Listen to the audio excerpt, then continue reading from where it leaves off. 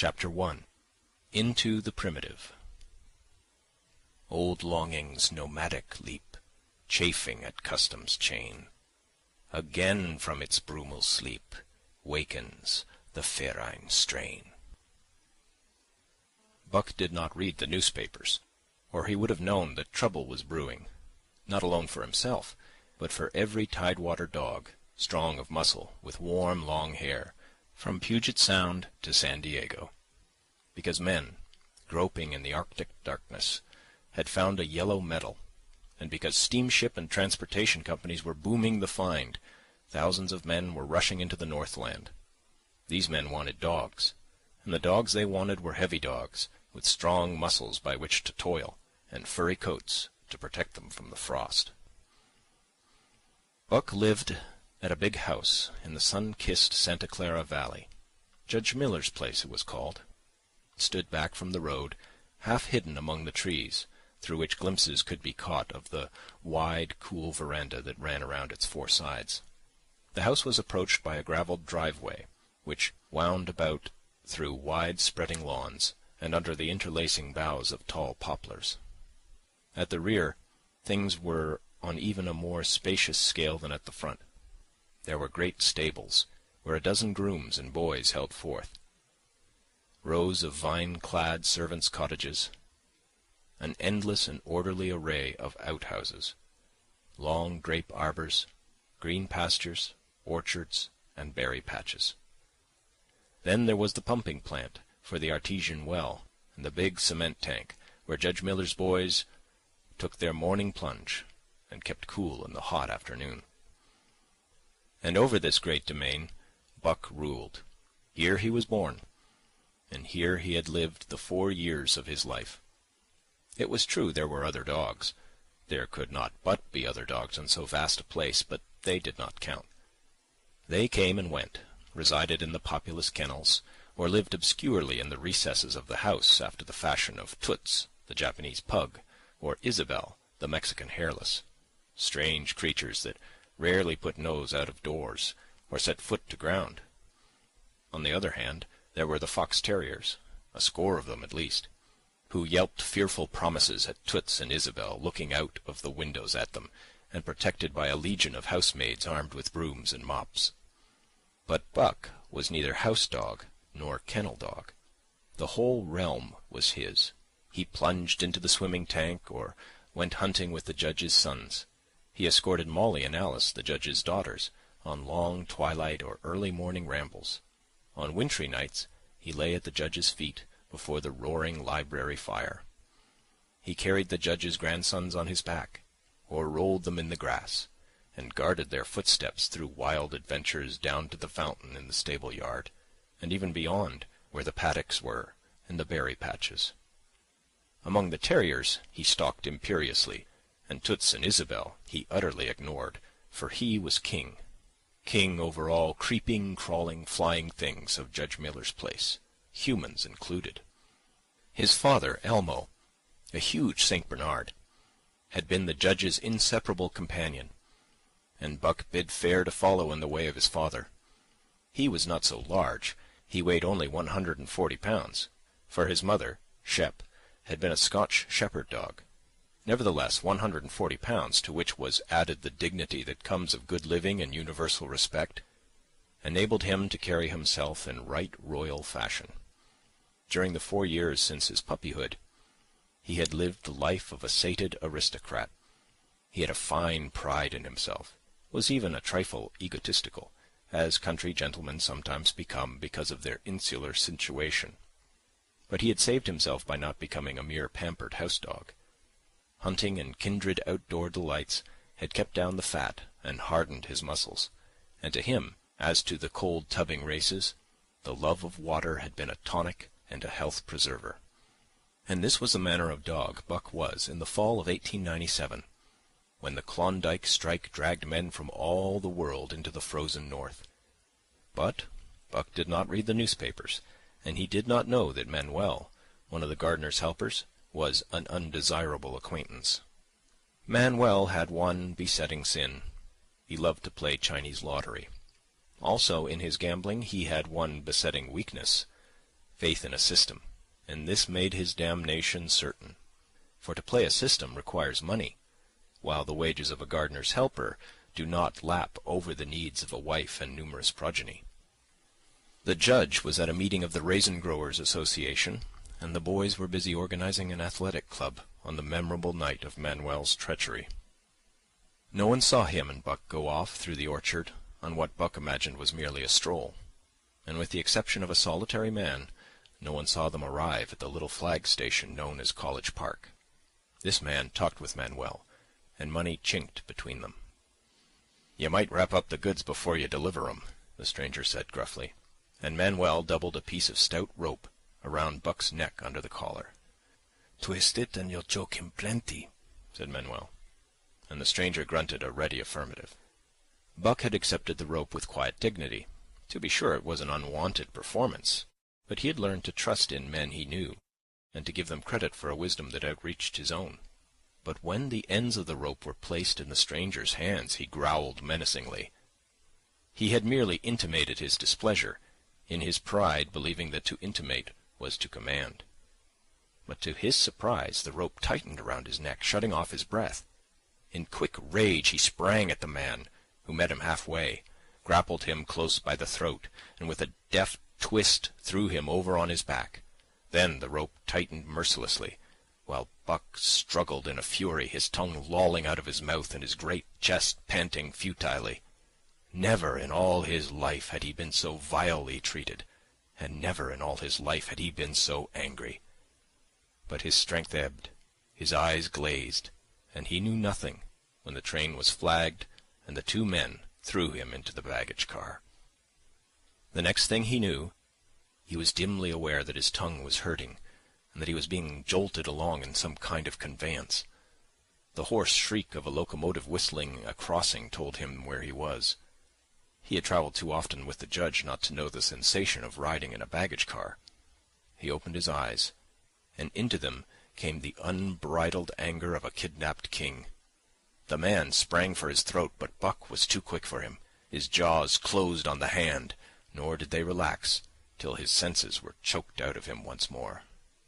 "Yep, has fits," the man said, hiding his mangled hand from the baggage-man, who had been attracted by the sounds of a struggle.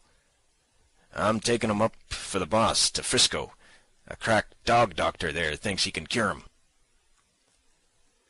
Concerning that night's ride, the man spoke most eloquently for himself, in a little shed back of a saloon on the San Francisco waterfront.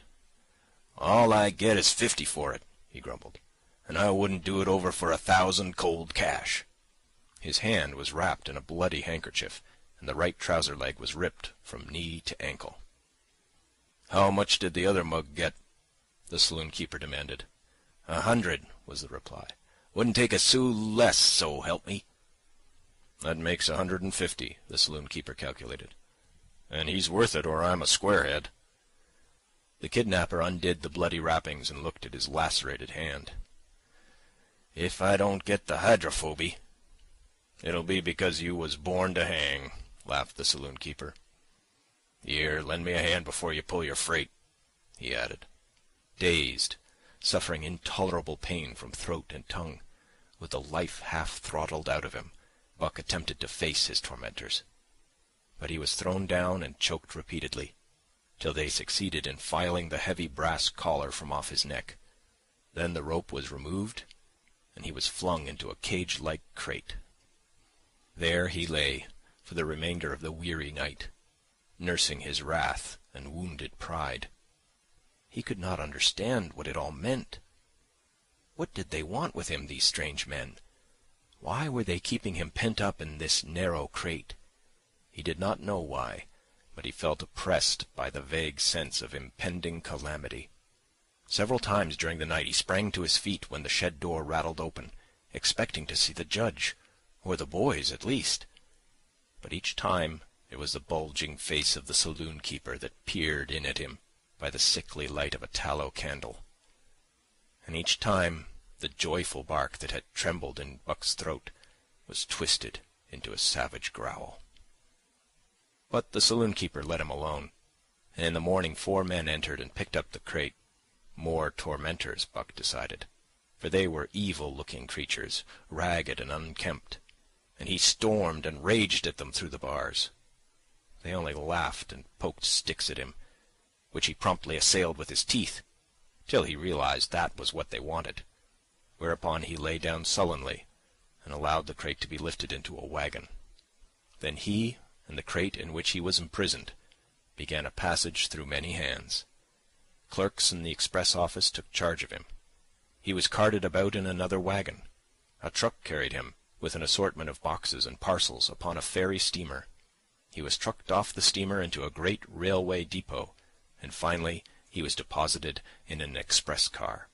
For 2 days and nights this express car was dragged along at the tail of shrieking locomotives, and for 2 days and nights Buck neither ate nor drank. In his anger he had met the first advances of the express messengers with growls, and they had retaliated by teasing him.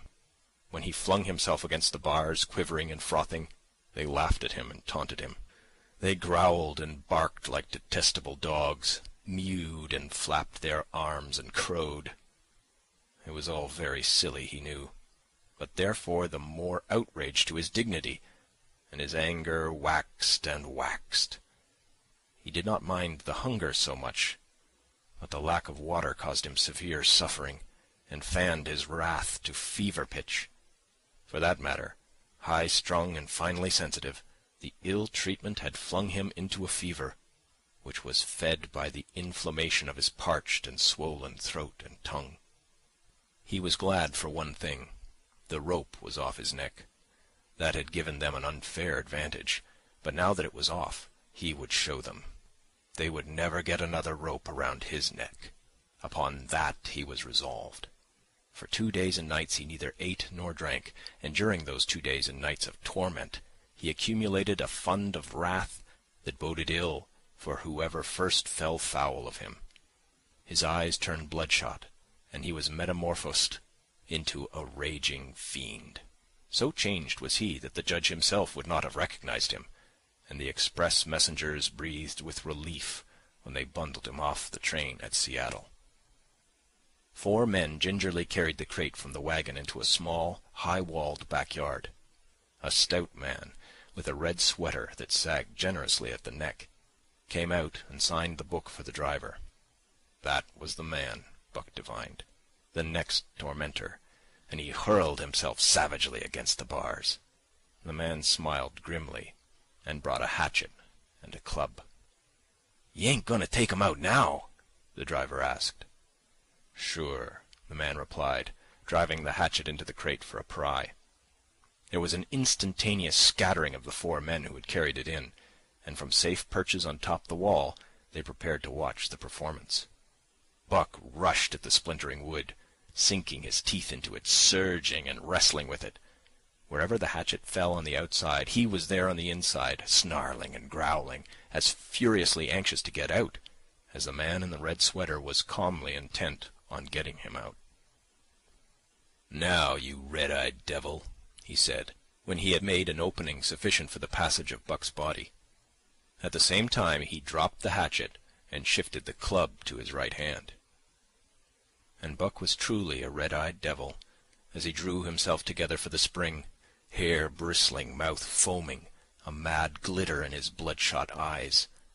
Straight at the man he launched his 140 pounds of fury, surcharged with the pent passion of 2 days and nights.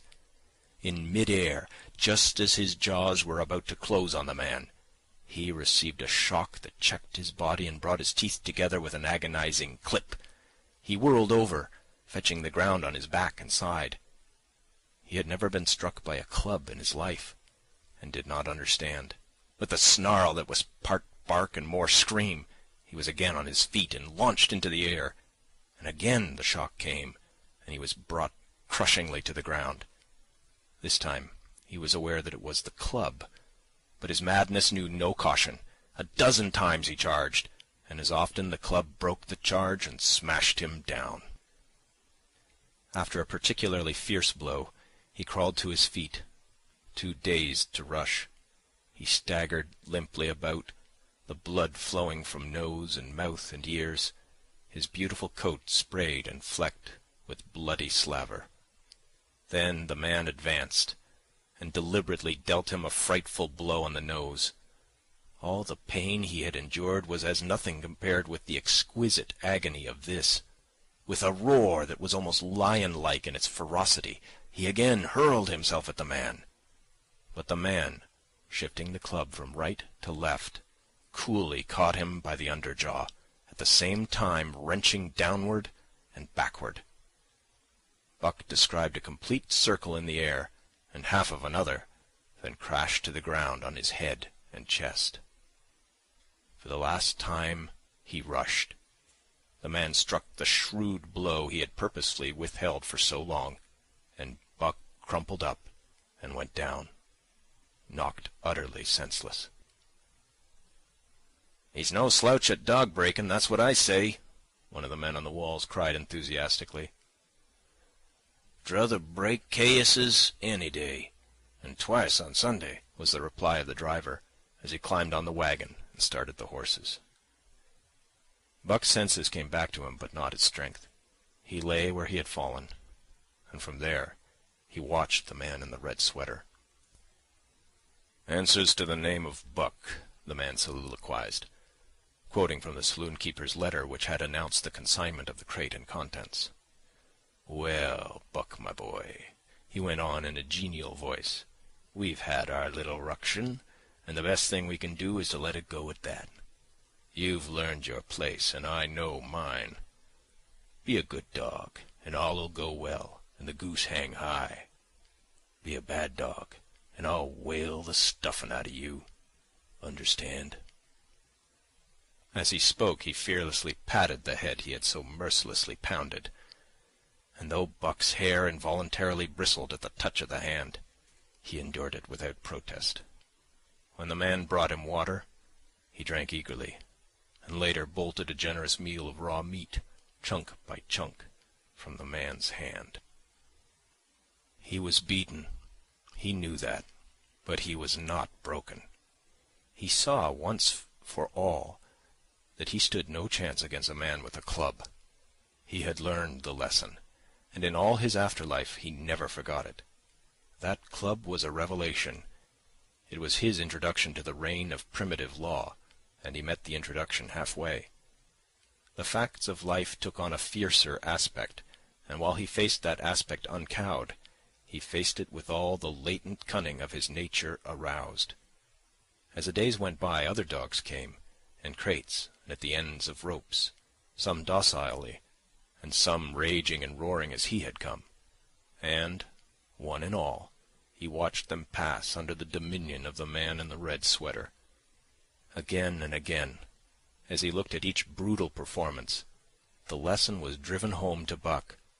A man with a club was a lawgiver, a master to be obeyed, though not necessarily conciliated. Of this last Buck was never guilty, though he did see beaten dogs that fawned upon the man, and wagged their tails and licked his hand.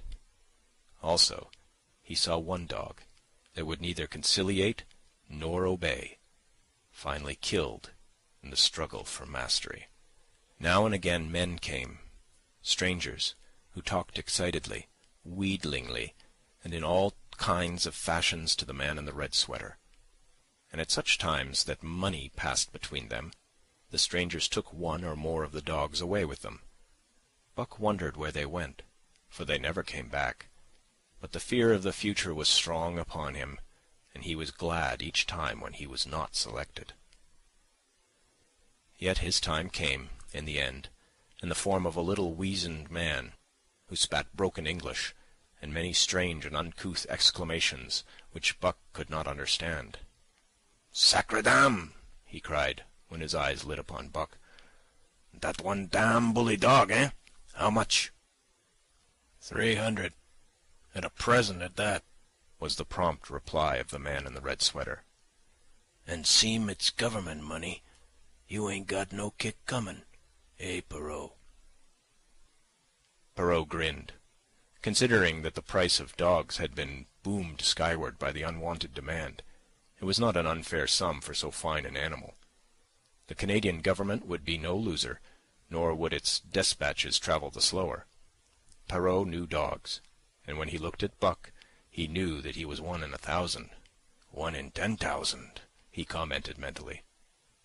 Buck saw money pass between them, and was not surprised when Curly, a good-natured Newfoundland, and he were led away by the little weazened man. That was the last he saw of the man in the red sweater, and as Curly and he looked at receding Seattle from the deck of the Narwhal, it was the last he saw of the warm Southland. Curly and he were taken below by Perrault and turned over to a black-faced giant called Francois. Perrault was a French-Canadian and swarthy, but Francois was a French-Canadian half-breed and twice as swarthy. They were a new kind of men to Buck, of which he was destined to see many more, and while he developed no affection for them, he none the less grew honestly to respect them. He speedily learned that Perrault and Francois were fair men, calm and impartial in administering justice, and too wise in the ways of dogs to be fooled by dogs. In the 'tween decks of the Narwhal, Buck and Curly joined 2 other dogs. One of them was a big, snow-white fellow from Spitzbergen, who had been brought away by a whaling captain, and who had later accompanied a geological survey into the Barrens. He was friendly, in a treacherous sort of way, smiling into one's face the while he meditated some underhand trick, as, for instance, when he stole from Buck's food at the first meal. As Buck sprang to punish him, the lash of Francois's whip sang through the air, reaching the culprit first, and nothing remained to Buck but to recover the bone. That was fair of Francois, he decided, and the half-breed began to rise in Buck's estimation. The other dog made no advances nor received any. Also, he did not attempt to steal from the newcomers. He was a gloomy, morose fellow, and he showed Curly plainly that all he desired was to be left alone, and further, that there would be trouble if he were not left alone. Dave, he was called, and he ate and slept, or yawned between times, and took interest in nothing, not even when the Narwhal crossed Queen Charlotte Sound, and rolled and pitched and bucked like a thing possessed. When Buck and Curly grew excited, half wild with fear, he raised his head as though annoyed, favoured them with an incurious glance, yawned, and went to sleep again. Day and night the ship throbbed to the tireless pulse of the propeller, and though one day was very like another, it was apparent to Buck that the weather was steadily growing colder. At last, one morning, the propeller was quiet, and the Narwhal was pervaded with an atmosphere of excitement. He felt it, as did the other dogs, and knew that a change was at hand. Francois leashed them and brought them to the deck. At the first step upon the cold surface, Buck's feet sank into a white, mushy something very like mud. He sprang back with a snort. More of this white stuff was falling through the air. He shook himself, but more of it fell upon him. He sniffed it curiously, then licked some up on his tongue. It bit like fire, and the next instant was gone. This puzzled him. He tried it again, with the same result. The onlookers laughed uproariously, and he felt ashamed. He knew not why, for it was his first snow. End of Chapter 1. Chapter 2. The Law of Club and Fang. Buck's first day on the Dyea beach was like a nightmare. Every hour was filled with shock and surprise. He had been suddenly jerked from the heart of civilization and flung into the heart of things primordial. No lazy, sun-kissed life was this, with nothing to do but loaf and be bored.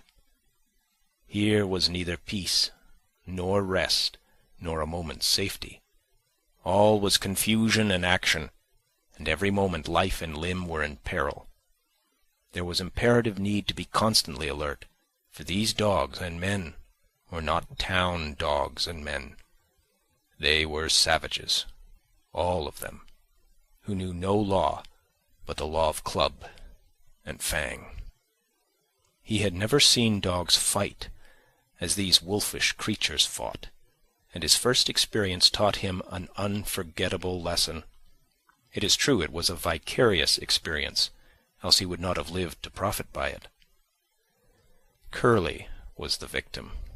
They were camped near the log store where she, in her friendly way, made advances to a husky dog, the size of a full-grown wolf, though not half so large as she.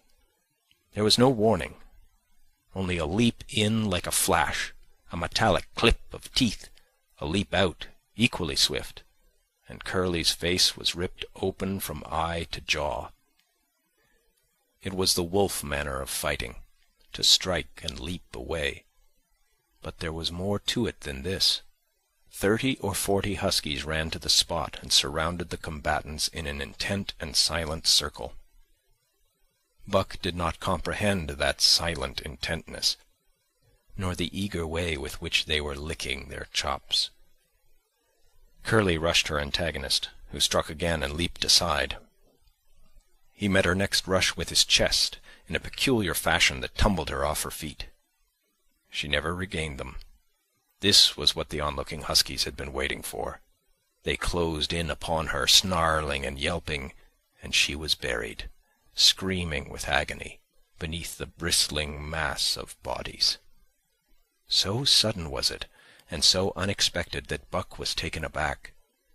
He saw Spitz run out his scarlet tongue in a way he had of laughing, and he saw Francois, swinging an axe, spring into the mess of dogs. 3 men with clubs were helping him to scatter them. It did not take long.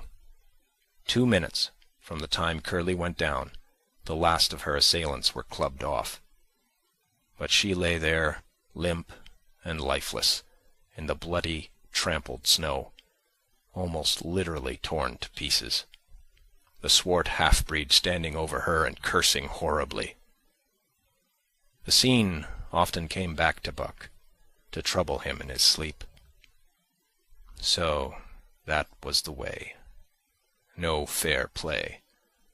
Once down, that was the end of you. Well, he would see to it that he never went down. Spitz ran out his tongue and laughed again, and from that moment Buck hated him with a bitter and deathless hatred. Before he had recovered from the shock caused by the tragic passing of Curly, he received another shock. Francois fastened upon him an arrangement of straps and buckles. It was a harness, such as he had seen the grooms put on the horses at home.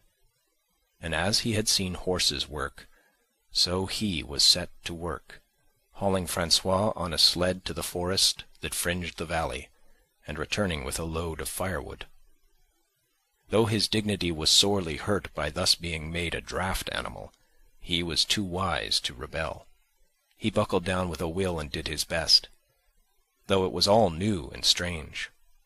Francois was stern and demanding instant obedience, and by virtue of his whip, receiving instant obedience, while Dave, who was an experienced wheeler, nipped Buck's hindquarters whenever he was in error. Spitz was the leader, likewise experienced, and while he could not always get at Buck, he growled sharp reproof now and again, or cunningly threw his weight in the traces to jerk Buck into the way he should go. Buck learned easily, and under the combined tuition of his 2 mates and Francois, made remarkable progress. Ere they returned to camp, he knew enough to stop at "Ho!"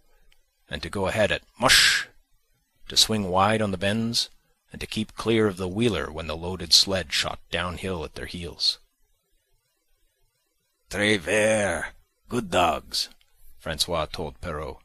"That Buck, him pull like hell. I teach him quick as anything." By afternoon, Perrault, who was in a hurry to be on the trail with his dispatches, returned with 2 more dogs, Billy and Joe, he called them, 2 brothers, and true huskies both. Sons of one mother though they were as different as day and night. Billy's one fault was his excessive good nature, while Joe was the very opposite, sour and introspective, with a perpetual snarl and a malignant eye. Buck received them in comradely fashion. Dave ignored them, while Spitz proceeded to thrash first one and then the other. Billy wagged his tail appeasingly, turned to run when he saw that appeasement was of no avail, and cried, still appeasingly, when Spitz's sharp teeth scored his flank.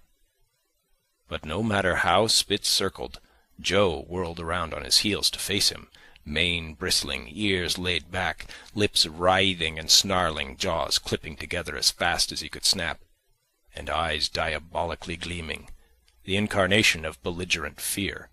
So terrible was his appearance that Spitz was forced to forego disciplining him. But to cover his own discomfiture, he turned upon the inoffensive and wailing Billy, and drove him to the confines of the camp. By evening Perrault secured another dog, an old husky, long and lean and gaunt, with a battle-scarred face and a single eye which flashed a warning of prowess that commanded respect. He was called Sol-Leks, which means the angry one. Like Dave, he asked nothing, gave nothing, expected nothing. And when he marched slowly and deliberately into their midst, even Spitz left him alone. He had one peculiarity which Buck was unlucky enough to discover. He did not like to be approached on his blind side. Of this offence Buck was unwittingly guilty, and the first knowledge he had of his indiscretion was when Sol-Leks whirled upon him and slashed his shoulder to the bone for 3 inches up and down. Forever after, Buck avoided his blind side, and to the last of their comradeship had no more trouble. His only apparent ambition, like Dave's, was to be left alone, though, as Buck was afterward to learn, each of them possessed one other and even more vital ambition. That night, Buck faced the great problem of sleeping. The tent, illumined by a candle, glowed warmly in the midst of the white plain, and when he, as a matter of course, entered it, both Perrault and Francois bombarded him with curses and cooking utensils, till he recovered from his consternation and fled ignominiously into the outer cold. A chill wind was blowing that nipped him sharply, and bit with especial venom into his wounded shoulder. He lay down on the snow and attempted to sleep, but the frost soon drove him shivering to his feet. Miserable and disconsolate, he wandered about among the many tents, only to find that one place was as cold as another. Here and there savage dogs rushed upon him, but he bristled his neck hair and snarled, for he was learning fast, and they let him go his way unmolested. Finally an idea came to him. He would return and see how his own teammates were making out. To his astonishment they had disappeared. Again he wandered about through the great camp, looking for them, and again he returned. Were they in the tent? No, that could not be, else he would not have been driven out. Then where could they possibly be? With drooping tail and shivering body, very forlorn indeed, he aimlessly circled the tent. Suddenly the snow gave way beneath his forelegs, and he sank down. Something wriggled under his feet. He sprang back, bristling and snarling, fearful of the unseen and unknown. But a friendly little yelp reassured him, and he went back to investigate. A whiff of warm air ascended to his nostrils, and there, curled up under the snow in a snug ball, lay Billy. He whined placatingly, squirmed and wriggled to show his good will and intentions, and even ventured, as a bribe for peace, to lick Buck's face with his warm, wet tongue. Another lesson. So that was the way they did it, eh? Buck confidently selected a spot, and with much fuss and waste effort, proceeded to dig a hole for himself. In a trice the heat from his body filled the confined space, and he was asleep. The day had been long and arduous, and he slept soundly and comfortably, though he growled and barked and wrestled with bad dreams. Nor did he open his eyes till roused by the noises of the waking camp. At first he did not know where he was. It had snowed during the night, and he was completely buried. The snow walls pressed him on every side, and a great surge of fear swept through him, the fear of the wild thing for the trap.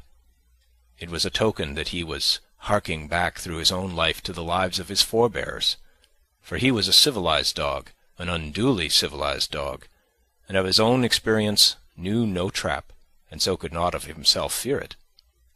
The muscles of his whole body contracted spasmodically and instinctively. The hair on his neck and shoulders stood on end, and with a ferocious snarl he bounded straight up into the blinding day, the snow flying about him in a flashing cloud. Ere he landed on his feet, he saw the white camp spread out before him, and knew where he was, and remembered all that had passed from the time he went for a stroll with Manuel to the hole he had dug for himself the night before. A shout from Francois hailed his appearance. "What I say?" the dog-driver called to Perrault. "Dat Buck for sure learn quick as anything." Perrault nodded gravely. As courier for the Canadian government, bearing important despatches, he was anxious to secure the best dogs, and he was particularly gladdened by the possession of Buck. 3 more huskies were added to the team inside an hour, making a total of 9. And before another quarter of an hour had passed, they were in harness and swinging up the trail toward the Dyea Canyon. Buck was glad to be gone, and though the work was hard, he found he did not particularly despise it. He was surprised at the eagerness which animated the whole team, and which was communicated to him. But still more surprising was the change wrought in Dave and Sol Leks.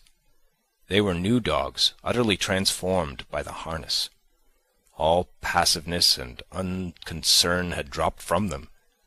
They were alert and active, anxious that the work should go well, and fiercely irritable with whatever, by delay or confusion, retarded that work. The toil of the traces seemed the supreme expression of their being, and all that they lived for, and the only thing in which they took delight. Dave was wheeler, or sled dog. Pulling in front of him was Buck. Then came Sol Leks. The rest of the team was strung out ahead, single file to the leader, which position was filled by Spitz. Buck had been purposely placed between Dave and Sol Leks, so that he might receive instruction, apt scholar that he was. They were equally apt teachers, never allowing him to linger long in error, and enforcing their teaching with their sharp teeth. Dave was fair, and very wise. He never nipped Buck without cause, and he never failed to nip him when he stood in need of it. As Francois's whip backed him up, Buck found it to be cheaper to mend his ways than to retaliate. Once, during a brief halt, when he got tangled in the traces and delayed the start, both Dave and Sol Leks flew at him and administered a sound trouncing. The resulting tangle was even worse, but Buck took good care to keep the traces clear thereafter, and ere the day was done, so well had he mastered his work, his mates about ceased nagging him. Francois's whip snapped less frequently, and Perrault even honoured Buck by lifting up his feet and carefully examining them. It was a hard day's run, up the canon, through sheep camp, past the scales and the timber line, across glaciers and snowdrifts hundreds of feet deep, and over the great Chilkoot Divide, which stands between the salt water and the fresh, and guards forbiddingly the sad and lonely north. They made good time down the chain of lakes which fills the craters of extinct volcanoes, and late that night pulled into the huge camp at the head of Lake Bennett, where thousands of gold-seekers were building boats against the break-up of the ice in the spring. Buck made his hole in the snow and slept the sleep of the exhausted just, but all too early was routed out in the cold darkness and harnessed with his mates to the sled. That day they made 40 miles, the trail being packed, but the next day, and for many days to follow, they broke their own trail, worked harder, and made poorer time. As a rule, Perrault travelled ahead of the team, packing the snow with webbed shoes to make it easier for them. Francois, guiding the sled at the gee-pole, sometimes exchanged places with him, but not often. Perrault was in a hurry, and he prided himself on his knowledge of ice, which knowledge was indispensable, for the fall ice was very thin, and where there was swift water, there was no ice at all. Day after day, for days unending, Buck toiled in the traces.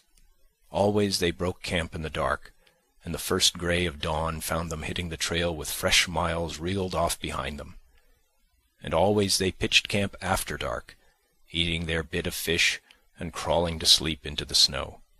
Buck was ravenous. The pound and a half of sun-dried salmon, which was his ration for each day, seemed to go nowhere. He never had enough, and suffered from perpetual hunger pangs. Yet the other dogs, because they weighed less and were born to the life, received a pound only of the fish and managed to keep in good condition. He swiftly lost the fastidiousness which had characterized his old life. A dainty eater, he found that his mates, finishing first, robbed him of his unfinished ration. There was no defending it.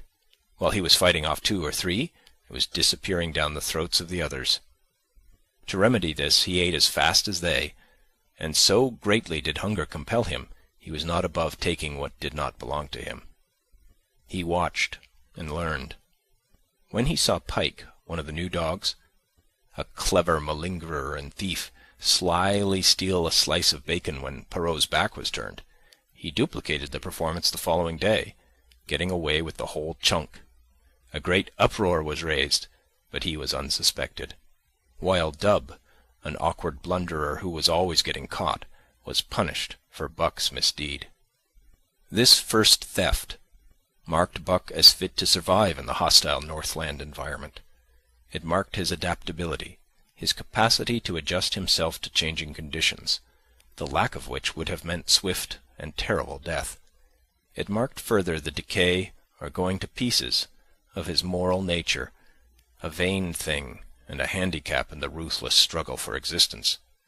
It was all well enough in the Southland, under the law of love and fellowship, to respect private property and personal feelings, but in the Northland, under the law of club and fang, whoso took such things into account was a fool, and in so far as he observed them, he would fail to prosper.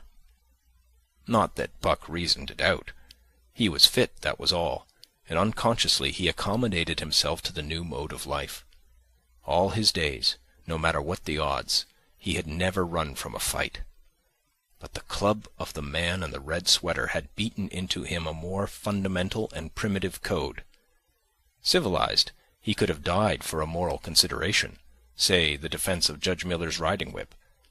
But the completeness of his de-civilization was now evidenced by his ability to flee from the defense of a moral consideration, and so save his hide. He did not steal for the joy of it, but because of the clamor of his stomach. He did not rob openly, but stole secretly and cunningly, out of respect for club and fang. In short, the things he did were done because it was easier to do them than not to do them. His development, or retrogression, was rapid. His muscles became as hard as iron, and he grew callous to all ordinary pain. He achieved an internal as well as external economy. He could eat anything, no matter how loathsome or indigestible, and once eaten, the juices of his stomach extracted the last least particle of nutriment, and his blood carried it to the farthest reaches of his body, building it into the toughest and stoutest of tissues. Sight and scent became remarkably keen, while his hearing developed such acuteness that in his sleep he heard the faintest sound and knew whether it heralded peace or peril. He learned to bite the ice out with his teeth when it collected between his toes, and when he was thirsty, and there was a thick scum of ice over the water-hole, he would break it by rearing and striking it with stiff forelegs. His most conspicuous trait was an ability to scent the wind and forecast it a night in advance. No matter how breathless the air when he dug his nest by tree or bank, the wind that later blew inevitably found him to leeward, sheltered and snug. And not only did he learn by experience, but instincts long dead became alive again. The domesticated generations fell from him. In vague ways he remembered back to the youth of the breed, to the time the wild dogs ranged in packs through the primeval forest, and killed their meat as they ran it down. It was no task for him to learn to fight with cut and slash and the quick wolf snap. In this manner had fought forgotten ancestors. They quickened the old life within him, and the old tricks which they had stamped into the heredity of the breed were his tricks. They came to him without effort or discovery, as though they had been his always. And when, on the still cold nights, he pointed his nose at a star and howled long and wolf-like, it was his ancestors, dead and dust, pointing nose at star, and howling down through the centuries and through him. And his cadences were their cadences, the cadences which voiced their woe, and what to them was the meaning of the stiffness and the cold and dark. Thus, as token of what a puppet thing life is, the ancient song surged through him, and he came into his own again. And he came because men had found a yellow metal in the north, and because Manuel was a gardener's helper whose wages did not lap over the needs of his wife and divers small copies of himself. Chapter 3. The Dominant Primordial Beast. The dominant primordial beast was strong in buck, and under the fierce conditions of trail life it grew and grew. Yet it was a secret growth. His newborn cunning gave him poise and control. He was too busy adjusting himself to the new life to feel at ease, and not only did he not pick fights, he avoided them whenever possible. A certain deliberateness characterized his attitude. He was not prone to rashness and precipitate action, and in the bitter hatred between him and Spitz he betrayed no impatience, shunned all offensive acts. On the other hand, possibly because he divined in Buck a dangerous rival, Spitz never lost an opportunity of showing his teeth. He even went out of his way to bully Buck, striving constantly to start the fight which could end only in the death of one or the other. Early in the trip this might have taken place had it not been for an unwonted accident. At the end of this day they made a bleak and miserable camp on the shore of Lake Labarge. Driving snow, a wind that cut like a white-hot knife, and darkness had forced them to grope for a camping place. They could hardly have fared worse. At their backs rose a perpendicular wall of rock, and Perrault and Francois were compelled to make their fire and spread their sleeping robes on the ice of the lake itself. The tent they had discarded at Daya in order to travel light. A few sticks of driftwood furnished them with a fire that thawed down through the ice, and left them to eat supper in the dark. Close in under the sheltering rock, Buck made his nest. So snug and warm was it that he was loath to leave it when Francois distributed the fish which he had first thawed over the fire. But when Buck finished his ration and returned, he found his nest occupied. A warning snarl told him that the trespasser was Spitz. Till now Buck had avoided trouble with his enemy, but this was too much. The beast in him roared. He sprang upon Spitz with a fury which surprised them both, and Spitz particularly, for his whole experience with Buck had gone to teach him that his rival was an unusually timid dog who managed to hold his own only because of his great weight and size. Francois was surprised, too, when they shot out in a tangle from the disrupted nest, and he divined the cause of the trouble. "Ah!" he cried to Buck. "Give it to him, by Gad! Give it to him, the dirty thief!" Spitz was equally willing. He was crying with sheer rage and eagerness as he circled back and forth for a chance to spring in. Buck was no less eager and no less cautious, as he likewise circled back and forth for the advantage. But it was then that the unexpected happened, the thing which projected their struggle for supremacy far into the future, past many a weary mile of trail and toil. An oath from Perrault, the resounding impact of a club upon a bony frame, and a shrill yelp of pain, heralded the breaking forth of pandemonium. The camp was suddenly discovered to be alive with skulking furry forms, starving huskies, 4 or 5 score of them, who had scented the camp from some Indian village. They had crept in while Buck and Spitz were fighting, and when the 2 men sprang among them with stout clubs, they showed their teeth and fought back. They were crazed by the smell of the food. Perrault found one with head buried in the grub box. His club landed heavily on the gaunt ribs, and the grub box was capsized on the ground. On the instant a score of the famished brutes were scrambling for the bread and bacon. The clubs fell upon them unheeded. They yelped and howled under the rain of blows, but struggled none the less madly till the last crumb had been devoured. In the meantime, the astonished team-dogs had burst out of their nests only to be set upon by the fierce invaders. Never had Buck seen such dogs. It seemed as though their bones would burst through their skins. They were mere skeletons, draped loosely in draggled hides, with blazing eyes and slavering fangs. But the hunger madness made them terrifying, irresistible. There was no opposing them. The team dogs were swept back against the cliff at the first onset. Buck was beset by 3 huskies, and in a trice his head and shoulders were ripped and slashed. The din was frightful. Billy was crying as usual. Dave and Sol-leks, dripping blood from a score of wounds, were fighting bravely side by side. Joe was snapping like a demon. Once his teeth closed on the foreleg of a husky, and he crunched down through the bone. Pike, the malingerer, leaped upon the crippled animal, breaking its neck with a quick flash of teeth and a jerk. Buck got a frothing adversary by the throat, and was sprayed with blood when his teeth sank through the jugular. The warm taste of it in his mouth goaded him to greater fierceness. He flung himself upon another, and at the same time felt teeth sink into his own throat. It was Spitz, treacherously attacking from the side. Perrault and Francois, having cleaned out their part of the camp, hurried to save their sled dogs. The wild wave of famished beasts rolled back before them, and Buck shook himself free. But it was only for a moment. The 2 men were compelled to run back to save the grub, upon which the huskies returned to the attack on the team. Billy, terrified into bravery, sprang through the savage circle and fled away over the ice. Pike and Dub followed on his heels, with the rest of the team behind. As Buck drew himself together to spring after them, out of the tail of his eye he saw Spitz rush upon him with the evident intention of overthrowing him. Once off his feet and under that mask of huskies, there was no hope for him, but he braced himself to the shock of Spitz's charge, then joined the flight out on the lake. Later, the 9 team dogs gathered together and sought shelter in the forest. Though unpursued, they were in a sorry plight.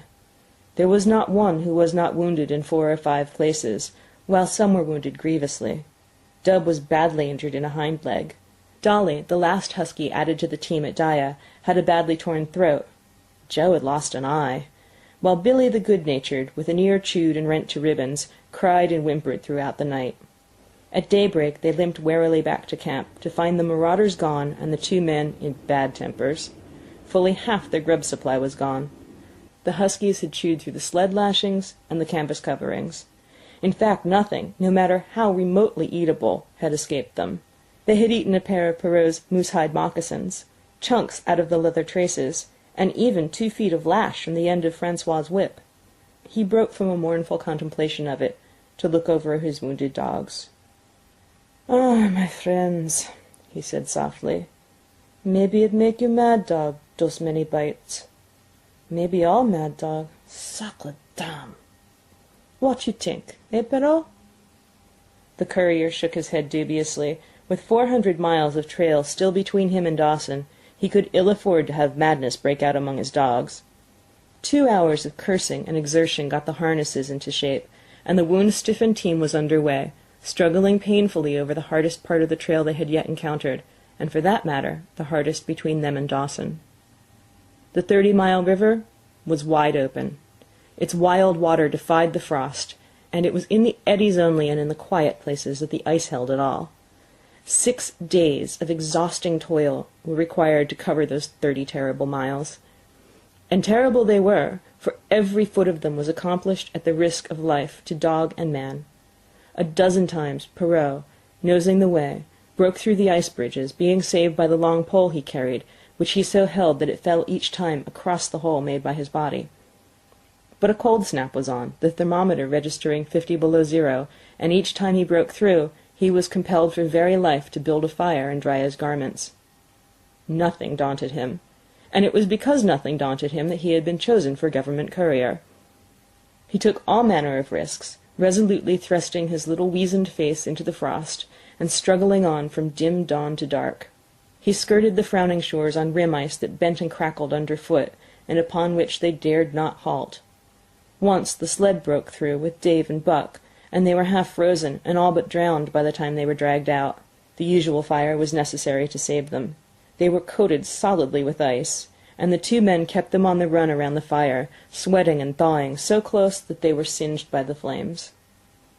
At another time Spitz went through, dragging the whole team after him up to Buck, who strained backwards with all his strength, his forepaws on the slippery edge and the ice quivering and snapping all around. But behind him was Dave, likewise straining backwards, and behind the sled was Francois, pulling till his tendons cracked. Again the rim ice broke away before and behind, and there was no escape except up the cliff. Perrault scaled it by a miracle, while Francois prayed for just that miracle, and with every thong and sled lashing and the last bit of harness rove into a long rope, the dogs were hoisted one by one to the cliff crest. Francois came up last, after the sled and load.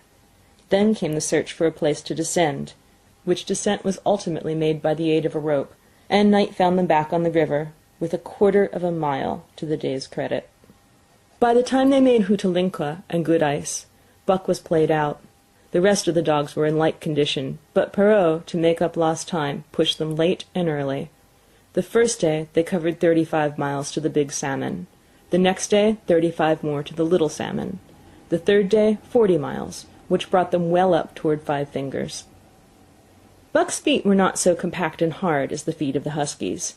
His had softened during the many generations since the day his last wild ancestor was tamed by a cave-dweller or riverman. All day long he limped in agony, and camp once made, lay down like a dead dog. Hungry as he was, he would not move to receive his ration of fish, which Francois had to bring him. Also, the dog-driver rubbed Buck's feet for half an hour each night after supper, and sacrificed the tops of his own moccasins to make 4 moccasins for Buck. This was a great relief, and Buck caused even the weazened face of Perrault to twist itself into a grin one morning, when Francois forgot the moccasins, and Buck lay on his back, his 4 feet waving appealingly in the air, and refused to budge without them. Later his feet grew hard to the trail, and the worn-out footgear was thrown away.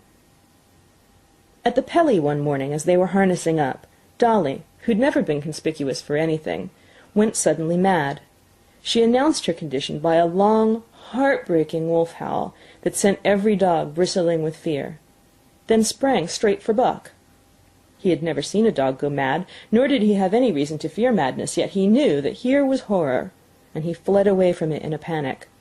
Straight away he raced, with Dolly panting and frothing 1 leap behind. Nor could she gain on him, so great was his terror, nor could he leave her, so great was her madness. He plunged through the wooded breast of the island, flew down to the lower end, crossed a back channel filled with rough ice to another island, gained a third island, curved back to the main river, and in desperation started to cross it. And all the time, though he did not look, he could hear her snarling just 1 leap behind. Francois called to him a quarter of a mile away, and he doubled back, still 1 leap ahead, gasping painfully for air and putting all his faith in that Francois would save him. The dog-driver held the axe poised in his hand, and as Buck shot past him, the axe crashed down upon Mad Dolly's head. Buck staggered over against the sled, exhausted, sobbing for breath, helpless. This was Spitz's opportunity. He sprang upon Buck, and twice his teeth sank into his unresisting foe and ripped and tore the flesh to the bone. Then Francois's lash descended, and Buck had the satisfaction of watching Spitz receive the worst whipping as yet administered to any of the teams. "One devil dat Spitz," remarked Perrault. "Some damn day him kill dat Buck." "Dat Buck too devil," was Francois's rejoinder. "All the time I watch dat Buck, I know for sure. Listen, some damn fine day him get mad like hell, and then him chew dat Spitz up and spit him out on the ground. Sure, I know." From then on it was war between them. Spitz, as lead dog and acknowledged master of the team, felt his supremacy threatened by this strange Southland dog. And strange Buck was to him, for of the many Southland dogs he'd known, not one had shown up worthily in camp and on trail. They were all too soft, dying under the toil, the frost, and starvation. Buck was the exception. He alone endured and prospered, matching the husky in strength, savagery, and cunning. Then he was a masterful dog, and what made him dangerous was the fact that the club of the man in the red sweater had knocked all blind pluck and rashness out of his desire for mastery. He was preeminently cunning, and could bide his time with a patience that was nothing less than primitive. It was inevitable that the clash for leadership should come. Buck wanted it. He wanted it because it was his nature, because he had been gripped tight by that nameless, incomprehensible pride of the trail and trace, that pride which holds dogs in the toil to the last gasp, which lures them to die joyfully in the harness and breaks their hearts if they're cut out of the harness. This was the pride of Dave as wheel dog, of Sol-leks as he pulled with all his strength, the pride that laid hold of them at break of camp, transforming them from sour and sullen brutes into straining, eager, ambitious creatures, the pride that spurred them on all day and dropped them at pitch of camp at night, letting them fall back into gloomy unrest and uncontent. This was the pride that bore up Spitz, and made him thrash the sled dogs who blundered and shirked in the traces, or hid away at harness-up time in the morning. Likewise it was this pride that made him fear Buck as a possible lead dog. And this was Buck's pride, too. He openly threatened the other's leadership. He came between him and the shirks he should have punished, and he did it deliberately. One night there was a heavy snowfall, and in the morning Pike the malingerer did not appear. He was securely hidden in his nest under a foot of snow. Francois called him and sought him in vain. Spitz was wild with wrath. He raged through the camp, smelling and digging in every likely place, snarling so frightfully that Pike heard and shivered in his hiding-place.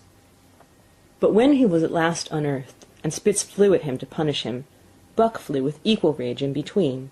So unexpected was it, and so shrewdly managed, that Spitz was hurled backwards and off his feet. Pike, who had been trembling abjectly, took heart at this open mutiny, and sprang upon his overthrown leader.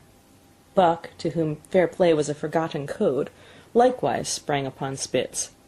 But Francois, chuckling at the incident, while unswerving in the administration of justice, brought his lash down upon Buck with all his might. This failed to drive Buck from his prostrate rival, and the butt of the whip was brought into play. Half stunned by the blow, Buck was knocked backwards, and the lash laid upon him again and again, while Spitz soundly punished the many times offending Pike. In the days that followed, as Dawson grew closer and closer, Buck still continued to interfere between Spitz and the culprits, but he did it craftily when Francois was not around. With the covert mutiny of Buck, a general insubordination sprang up and increased. Dave and Sol-leks were unaffected, but the rest of the team went from bad to worse. Things no longer went right. There was continual bickering and jangling. Trouble was always afoot, and at the bottom of it was Buck. He kept Francois busy, for the dog-driver was in constant apprehension of the life-and-death struggle between the two, which he knew must take place sooner or later, and on more than one night the sounds of quarrelling and strife among the other dogs turned him out of his sleeping robe, fearful that Buck and Spitz were at it. But the opportunity did not present itself, and they pulled into Dawson one dreary afternoon with the great fight still to come. Here were many men and countless dogs, and Buck found them all at work. It seemed the ordained order of things that dogs should work. All day they swung up and down the main street in long teams, and in the night their jingling bells still went by. They hauled cabin logs and firewood, freighted up to the mines, and did all manner of work that horses did in the Santa Clara Valley. Here and there Buck met Southland dogs, but in the main they were the wild wolf husky breed. Every night regularly at 9, at 12, at 3, they lifted a nocturnal song, a weird and eerie chant, in which it was Buck's delight to join. With the aurora borealis flaming coldly overhead, or the stars leaping in the frost dance, and the land numb and frozen under its pall of snow, this song of the huskies might have been the defiance of life, only it was pitched in a minor key, with long-drawn wailings and half-sobs, and it was more the pleading of life, the articulate travail of existence. It was an old song, old as the breed itself, one of the first songs of the younger world, in a day when songs were sad. It was invested with the woe of unnumbered generations, this plaint by which Buck was so strangely stirred. When he moaned and sobbed, it was with the pain of living that was of old the pain of his wild fathers, and the fear and mystery of the cold and dark that was to them fear and mystery, and that he should be stirred by it marked the completeness with which he harked back through the ages of fire and roof to the raw beginnings of life in the howling ages. 7 days from the time they pulled into Dawson, they dropped down the steep bank by the barracks to the Yukon Trail and pulled for Dyea and salt water. Hurrah was carrying dispatches, if anything, more urgent than those he brought in. Also, the travel pride had gripped him, and he proposed to make the record trip of the year. Several things favored him in this. The week's rest had recuperated the dogs and put them in thorough trim. The trail they had broken into the country was packed hard by later journeyers, and further, the police had arranged in 2 or 3 places deposits of grub for dog and man, and he was traveling light. They made 60 Mile, which is a 50-mile run, on the first day, and the second day saw them booming up the Yukon, well on their way to Pelly. But such splendid running was achieved not without great trouble and vexation on the part of Francois.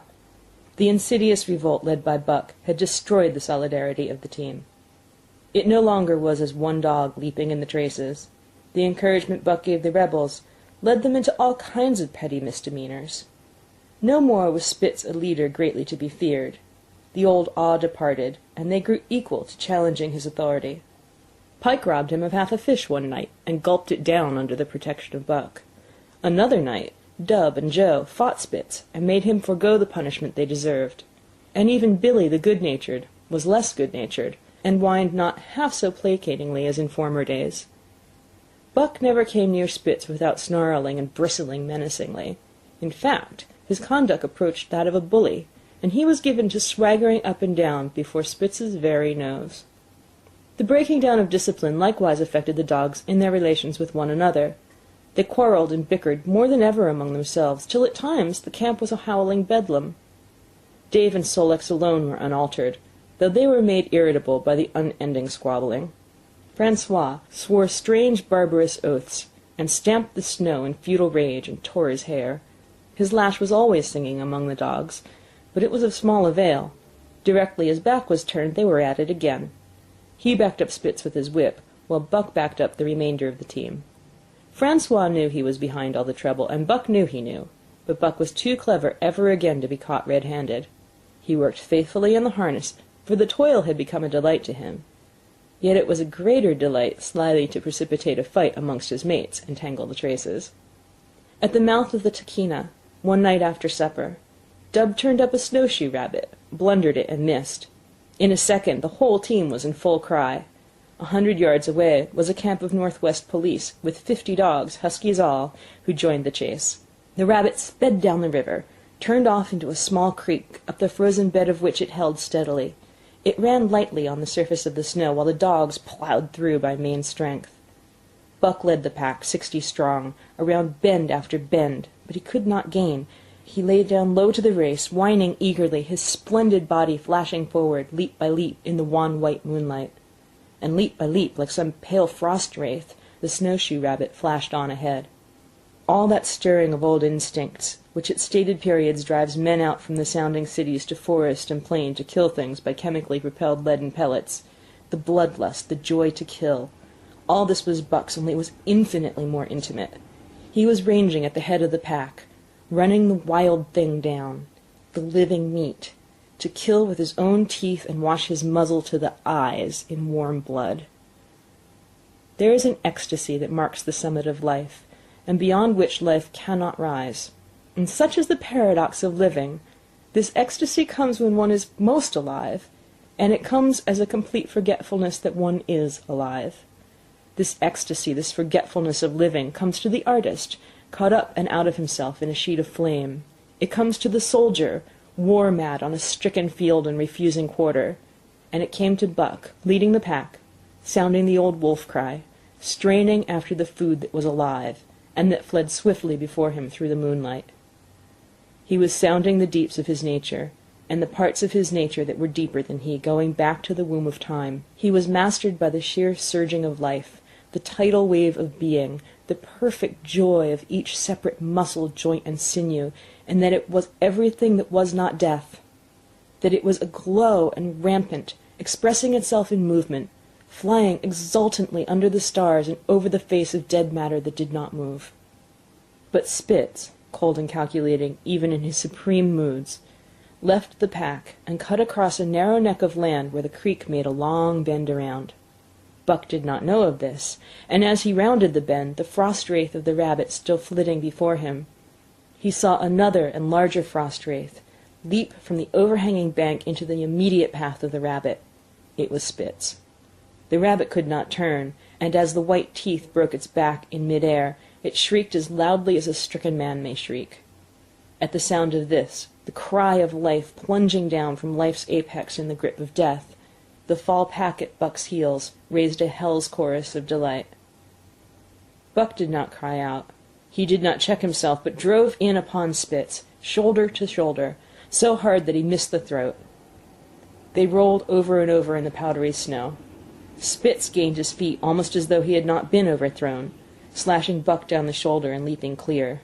Twice his teeth clipped together like the steel jaws of a trap as he backed away for better footing, with lean and lifting lips that writhed and snarled. In a flash, Buck knew it. The time had come.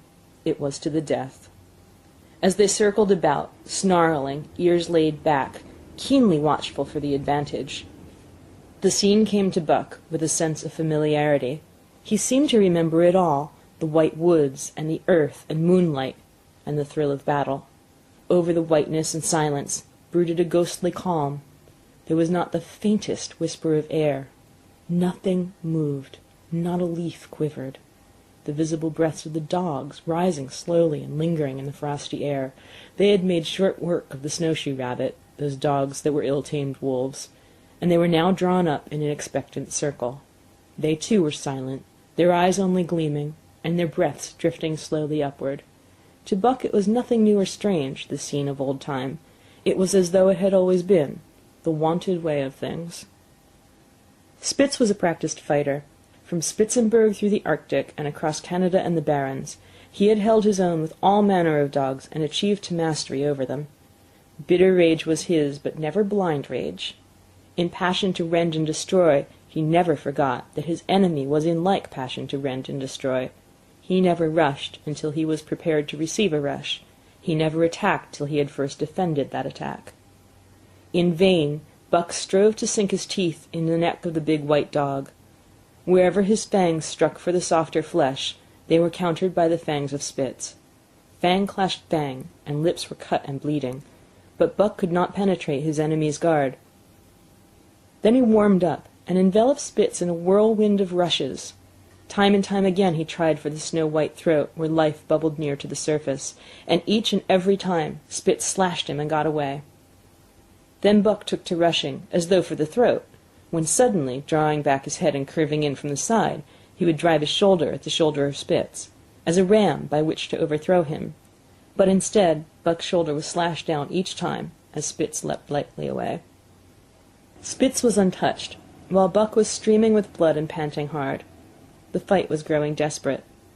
And all the while, the silent and wolfish circle waited to finish off whichever dog went down. As Buck grew winded, Spitz took to rushing, and he kept him staggering for footing. Once Buck went over, and the whole circle of 60 dogs started up, but he recovered himself, almost in mid-air, and the circle sank down again and waited. But Buck possessed a quality that made for greatness: imagination. He fought by instinct, but he could fight by head as well. He rushed, as though attempting the old shoulder trick, but at the last instant swept low to the snow and in. His teeth closed on Spitz's left foreleg. There was a crunch of breaking bone, and the white dog faced him on 3 legs. Thrice he tried to knock him over, then repeated the trick and broke the right foreleg. Despite the pain and helplessness, Spitz struggled madly to keep up. He saw the silent circle, with gleaming eyes, lolling tongues, and silvery breaths drifting upward, closing in upon him, as he had seen similar circles close in upon beaten antagonists in the past. Only this time, he was the one who was beaten. There was no hope for him. Buck was inexorable. Mercy was a thing reserved for gentler climes. He maneuvered for the final rush. The circle had tightened till he could feel the breaths of the huskies on his flanks. He could see them, beyond Spitz and to either side, half crouching for the spring, their eyes fixed upon him. A pause seemed to fall. Every animal was motionless, as though turned to stone. Only Spitz quivered and bristled as he staggered back and forth, snarling with horrible menace, as though to frighten off impending death. Then Buck sprang in and out, but while he was in, shoulder had last squarely met shoulder. The dark circle became a dot on the moon-flooded snow as Spitz disappeared from view. Buck stood and looked on, the successful champion, the dominant primordial beast who had made his kill and found it good. Chapter 4. Who has won to mastership. What I say? I speak true when I say dat Buck too devil. This was Francois's speech the next morning, when he discovered Spitz missing and Buck covered with wounds. He drew him to the fire, and by its light pointed them out. "Dat Spitz fight like hell," said Perrault as he surveyed the gaping rips and cuts. "And dat Buck fight like two hell," was Francois's answer. "And now we make good time. No more Spitz, no more trouble, sure." While Perrault packed the camp outfit and loaded the sled, the dog-driver proceeded to harness the dogs. Buck trotted up to the place Spitz would have occupied as leader, but Francois, not noticing him, brought Sol-leks to the coveted position. In his judgment, Sol-leks was the best lead dog left. Buck sprang upon Sol-leks in a fury, driving him back and standing in his place. "Eh, eh!" Francois cried, slapping his thighs gleefully. "Look at dat Buck! Him kill dat Spitz, him think to take de job. Go away, Chook!" he cried. But Buck refused to budge. He took Buck by the scruff of the neck, and though the dog growled threateningly, dragged him to one side and replaced Sol-leks. The old dog did not like it and showed plainly that he was afraid of Buck.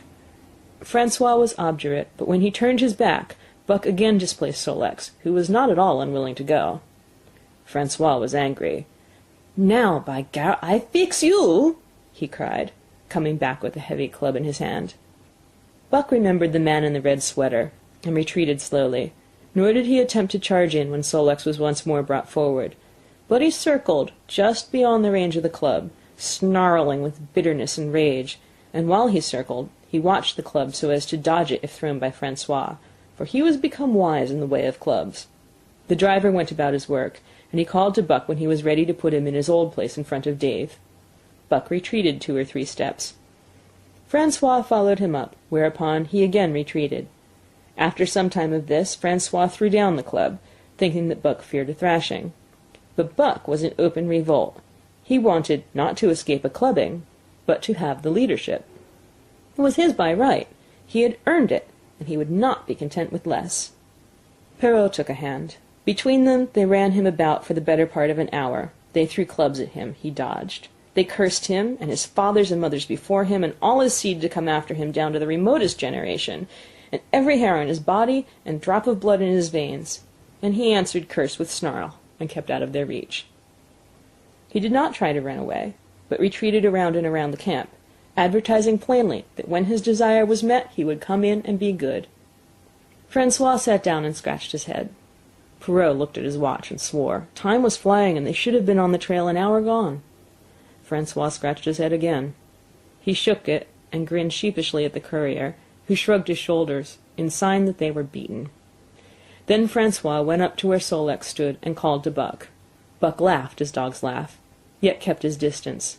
Francois unfastened Sol-leks' traces, and put him back in his old place. The team stood harnessed to the sled in an unbroken line, ready for the trail. There was no place for Buck, save at the front. Once more Francois called, and once more Buck laughed and kept away. "Throw down the club," Perrault commanded. Francois complied, whereupon Buck trotted in, laughing triumphantly, and swung into position at the head of the team. His traces were fastened, the sled broken out, and with both men running, they dashed out onto the river trail. Highly as the dog-driver had forevalued Buck with his 2 devils, he found, while the day was yet young, that he had undervalued. At a bound, Buck took up the duties of leadership, and where judgment was required, and quick thinking and quick acting, he showed himself the superior even of Spitz, of whom Francois had never seen an equal. But it was in giving the law and making his mates live up to it that Buck excelled. Dave and Sol-leks did not mind the change in leadership. It was none of their business. Their business was to toil, and toil mightily in the traces. So long as that were not interfered with, they did not care what happened. Billy the good-natured could lead for all they cared, so long as he kept order. The rest of the team, however, had grown unruly during the last days of Spitz, and their surprise was great now that Buck proceeded to lick them into shape. Pike, who pulled at Buck's heels, and who never put an ounce more of his weight against the breastband than he was compelled to do, was swiftly and repeatedly shaken for loafing, and ere the first day was done he was pulling more than ever before in his life. The first night in camp, Joe, the sour one, was punished roundly, a thing that Spitz had never succeeded in doing. Buck simply smothered him by virtue of his superior weight, and cut him up until he ceased snapping and began to whine for mercy. The general tone of the team picked up immediately. It recovered its old-time solidarity, and once more the dogs leaped as one dog in the traces. At the Rink Rapids 2 native huskies, Teek and Kuna, were added, and the celerity with which Buck broke them in took away Francois's breath. "Never such a dog as dat Buck!" he cried. "No, never! "'Im worth $1,000, by God! Eh, what you say, Perrault?" And Perrault nodded. He was ahead of the record then, and gaining day by day. The trail was in excellent condition, well packed and hard, and there was no new fallen snow with which to contend. It was not too cold. The temperature dropped to 50 below zero, and remained there the whole trip. The men rode and ran by turn, and the dogs were kept on the jump, but with infrequent stoppages. The 30-mile river was comparatively coated with ice, and they covered in one day going out what had taken them 10 days coming in. In one run they made a 60-mile dash from the foot of Lake Lebarge to the White Horse Rapids, across Marsh, Tagish, and Bennett, 70 miles of lakes. They flew so fast that the man whose turn it was to run towed behind the sled at the end of a rope. And on the last night of the second week they topped White Pass and dropped down the sea slope with the lights of Sagaway and of the shipping at their feet. It was a record run. Each day for 14 days they had averaged 40 miles. For 3 days Perrault and Francois threw chests up and down the main street of Sagaway and were deluged with invitations to drink, while the team was the constant center of a worshipful crowd of dog-busters and mushers. Then 3 or 4 Western bad men aspired to clean out the town, and were riddled like pepper-boxes for their pains, and the public interest turned to other idols. Next came official orders. Francois called Buck to him, threw his arms around him, and wept over him. And that was the last of Francois and Perrault. Like other men, they passed out of Buck's life for good. A Scotch half-breed took charge of him and his mates, and in company with a dozen other dog teams, he started back over the weary trail to Dawson. There was no light running now, nor record time, but heavy toil each day, with a heavy load behind, for this was the mail train, carrying word from the world to the men who sought gold under the shadow of the pole. Buck did not like it, but he bore up well to the work, taking pride in it after the manner of Dave and Sol-leks, and seeing that his mates, whether they prided in it or not, did their fair share. It was a monotonous life, operating with machine-like regularity. One day was very like another. At a certain time each morning the cooks turned out, fires were built, and breakfast was eaten. Then, while some broke camp, others harnessed the dogs, and they were under way an hour or so before the darkness fell which gave warning of dawn. At night camp was made. Some pitched the flies, others cut firewood and pine boughs for the beds, and still others carried water or ice for the cooks. Also the dogs were fed. To them this was the one feature of the day, though it was good to loaf around after the fish was eaten for an hour or so with the other dogs, of which there were 50 and odd. There were fierce fighters among them, but 3 battles with the fiercest brought Buck to mastery, so that when he bristled and showed his teeth, they got out of the way. Best of all, perhaps, he loved to lie near the fire, hind legs crouched under him, 4 legs stretched out in front, head raised and eyes blinking dreamily at the flames. Sometimes he thought of Judge Miller's big house in the sun-kissed Santa Clara Valley, and of the cement swimming tank, and Isabel the Mexican hairless, and Toots the Japanese pug. But oftener he remembered the man in the red sweater, the death of Curly, the great fight with Spitz, and the good things he had eaten or would like to eat. He was not homesick. The sunland was very dim and distant, and such memories had no power over him. Far more potent were the memories of his heredity, that gave things he had never seen before a seeming familiarity, the instincts, which were but the memories of his ancestors become habits, which had lapsed in later days, and still later, in him, quickened and became alive again. Sometimes as he crouched there, blinking dreamily at the flames, it seemed that the flames were of another fire, and that as he crouched by this other fire, he saw another and different man from the half-breed cook before him. This other man was shorter of leg and longer of arm, with muscles that were stringy and knotty rather than rounded and swelling. The hair of this man was long and matted, and his head slanted back under it from the eyes. He uttered strange sounds, and seemed very much afraid of the darkness, into which he peered continually, clutching in his hand, which hung midway between knee and foot, a stick with a heavy stone made fast to the end. He was all but naked, a ragged and fire-scorched skin hanging part way down his back, but on his body there was much hair. In some places, across the chest and shoulders, and down the outside of the arms and thighs, it was matted into almost a thick fur. He did not stand erect, but with trunk inclined forward from the hips, on legs that bent at the knees. About his body there was a peculiar springiness or resiliency, almost cat-like, and a quick alertness, as of one who lived in perpetual fear of things seen and unseen. At other times this hairy man squatted by the fire with head between his legs and slept. On such occasions his elbows were on his knees, his hands clasped above his head as though to shed rain by the hairy arms. And beyond that fire, in the circling darkness, Buck could see many gleaming coals, 2 by 2, always 2 by 2, which he knew to be the eyes of great beasts of prey. He could hear the crashing of their bodies through the undergrowth and the noises that they made in the night. And dreaming there by the Yukon bank, with lazy eyes blinking by the fire, these sights and sounds of another world would make the hair to rise along his back and stand on end across his shoulders and up his neck, till he whimpered low and suppressedly or growled softly, and the half-breed cook shouted at him, "Hey, you Buck, wake up!" Whereupon the other world would vanish, and the real world come into his eyes, and he would get up and yawn and stretch as though he'd been asleep. It was a hard trip with the mail behind them, and the heavy work wore them down. They were short of weight and in poor condition when they made Dawson, and should have had 10 days or a week's rest at least. But in 2 days' time they dropped down the Yukon bank from the barracks, loaded with letters for the outside. The dogs were tired, the drivers grumbling, and to make matters worse it snowed every day. This meant a soft trail, greater friction on the runners, and heavier pulling for the dogs, yet the drivers were fair through it all, and did their best for the animals. Each night the dogs were attended to first. They ate before the drivers ate, and no man sought his sleeping robe till he had seen to the feet of the dogs he drove. Still their strength went down. Since the beginning of the winter they had travelled 1,800 miles, dragging sleds the whole weary distance, and 1,800 miles will tell upon life of the toughest. Buck stood it, keeping his mates up to their work and maintaining discipline, though he, too, was very tired. Billy cried and whimpered regularly in his sleep each night. Joe was sourer than ever, and Sol-leks was unapproachable, blind side or other side. But it was Dave who suffered most of all. Something had gone wrong with him. He became morose and irritable, and when camp was pitched at once made his nest where his driver fed him.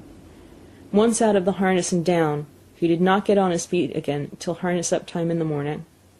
Sometimes in the traces, when jerked by a sudden stoppage of the sled or straining to start, he would cry out with pain. The driver examined him but could find nothing. All the drivers became interested in his case. They talked it over at meal-time and over their last pipes before going to bed, and one night they held a consultation. He was brought from his nest to the fire, and was pressed and prodded till he cried out many times. Something was wrong inside, but they could locate no broken bones, and could not make it out. By the time Cassiar Bar was reached, he was so weak that he was falling repeatedly in the traces. The Scotch half-breed called a halt, and took him out of the team, making the next dog, Sol-leks, fast to the sled. His intention was to rest Dave, letting him run free behind the sled. Sick as he was, Dave resented being taken out, grunting and growling while the traces were unfastened, and whimpering broken-heartedly when he saw Sol-leks in the position he had held and served so long.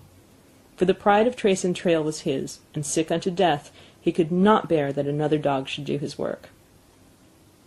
When the sled started, he floundered in the soft snow alongside the beaten trail, attacking Sol-leks with his teeth, rushing against him and trying to thrust him off into the soft snow on the other side, striving to leap inside his traces and get between him and the sled, and all the while whining and yelping and crying with grief and pain.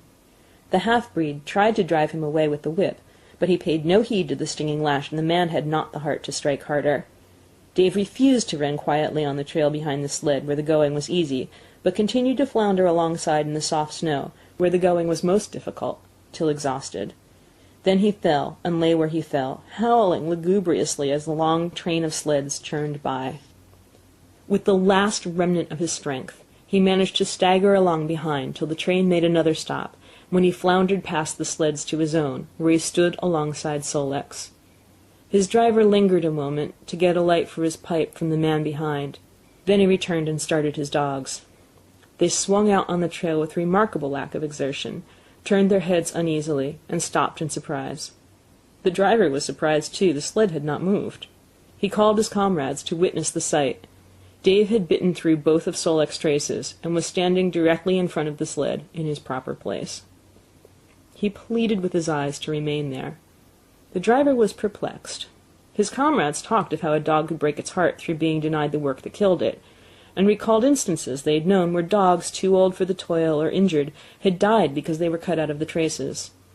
Also, they held it a mercy, since Dave was to die anyway, that he should die in the traces, heart easy and content. So he was harnessed in again, and proudly he pulled as of old, though more than once he cried out involuntarily from the bite of his inward hurt. Several times he fell down and was dragged in the traces, and once the sled ran upon him so that he limped thereafter in one of his hind legs. But he held out till camp was reached, when his driver made a place for him by the fire. Morning found him too weak to travel. At harness-up time he tried to crawl to his driver. By convulsive efforts he got on his feet, staggered, and fell. Then he wormed his way forward slowly toward where the harnesses were being put on his mates. He would advance his forelegs and drag his body up with a sort of hitching movement. Then he would advance his forelegs and hitch again ahead for a few more inches. His strength left him, and the last his mates saw of him, he lay gasping in the snow and yearning toward them. But they could hear him mournfully howling till they passed out of sight behind a belt of river timber. Here the train was halted. The Scotch half-breed slowly retraced his steps to the camp they had left. The men ceased talking. A revolver shot rang out. The man came back hurriedly. The whip snapped. The bells tinkled merrily. The sleds churned along the trail. But Buck knew, and every dog knew, what had taken place behind the belt of river trees. End of chapter 4. 5. The Toil of Trace and Trail. 30 days from the time it left Dawson, the saltwater mail, with Buck and his mates at the fore, arrived at Skagway. They were in a wretched state, worn out and worn down. Buck's 140 pounds had dwindled to 115. The rest of his mates, though lighter dogs, had relatively lost more weight than he. Pike, the malingerer, who, in his lifetime of deceit, had often successfully feigned a hurt leg, was now limping in earnest. Sol Leks was limping, and Dub was suffering from a wrenched shoulder-blade.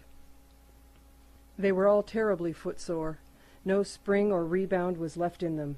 Their feet fell heavily on the trail, jarring their bodies and doubling the fatigue of a day's travel. There was nothing the matter with them except that they were dead tired. It was not the dead tiredness that comes through brief and excessive effort, from which recovery is a matter of hours, but it was the dead tiredness that comes through the slow and prolonged strength drainage of months of toil. There was no power of recuperation left, no reserve strength to call upon. It had all been used, the last, least bit of it. Every muscle, every fiber, every cell was tired, dead, tired, and there was reason for it. In less than 5 months they had traveled 2,500 miles, during the last 1,800 of which they had had but 5 days' rest. When they arrived at Skagway, they were apparently on their last legs. They could barely keep the traces taut, and on the downgrades just managed to keep out of the way of the sled. "Mush on, poor sore feets!" the driver encouraged them as they tottered down the main street of Skagway. "This is de last. Then we get one long rest, eh, for sure. One bully long rest." The drivers confidently expected a long stopover. Themselves, they had covered 1,200 miles with just 2 days' rest, and in the nature of reason and common justice, they deserved an interval of loafing. But so many were the men who had rushed into the Klondike, and so many were the sweethearts, wives, and kin that had not rushed in, that the congested mail was taking on Alpine proportions. Also, there were official orders. Fresh batches of Hudson Bay dogs were to take the places of those worthless for the trail. The worthless ones were to be got rid of, and since dogs count for little against dollars, they were to be sold. 3 days passed, by which time Buck and his mates found how really tired and weak they were. Then, on the morning of the 4th day, 2 men from the States came along and bought them, harness and all, for a song. The men addressed each other as Hal and Charles. Charles was a middle-aged, lightish-colored man with weak and watery eyes and a mustache that twisted fiercely and vigorously up, giving the lie to the limply drooping lip it concealed. Hal was a youngster of 19 or 20 with a big Colt's revolver and a hunting knife strapped about him on the belt that fairly bristled with cartridges. This belt was the most salient thing about him. It advertised his callowness, a callowness sheer and unutterable. Both men were manifestly out of place, and why such as they should adventure north is part of the mystery of things that passes understanding. Buck heard the chaffering, saw the money pass between the man and the government agent, and knew that the Scotch half-breed and the mail train drivers were passing out of his life on the heels of Perrault and Francois and the others who had gone before. When driven with his mates to the new owner's camp, Buck saw a slipshod and slovenly affair, tent half-stretched, dishes unwashed, everything in disorder. Also he saw a woman. Mercedes, the men called her. She was Charles's wife and Hal's sister. A nice family party. Buck watched them apprehensively as they proceeded to take down the tent and load the sled. There was a great deal of effort about their manner, but no business-like method. The tent was rolled into an awkward bundle 3 times as large as it should have been. The tin dishes were packed away unwashed. Mercedes continually fluttered in the way of her men, and kept up an unbroken chattering of remonstrance and advice.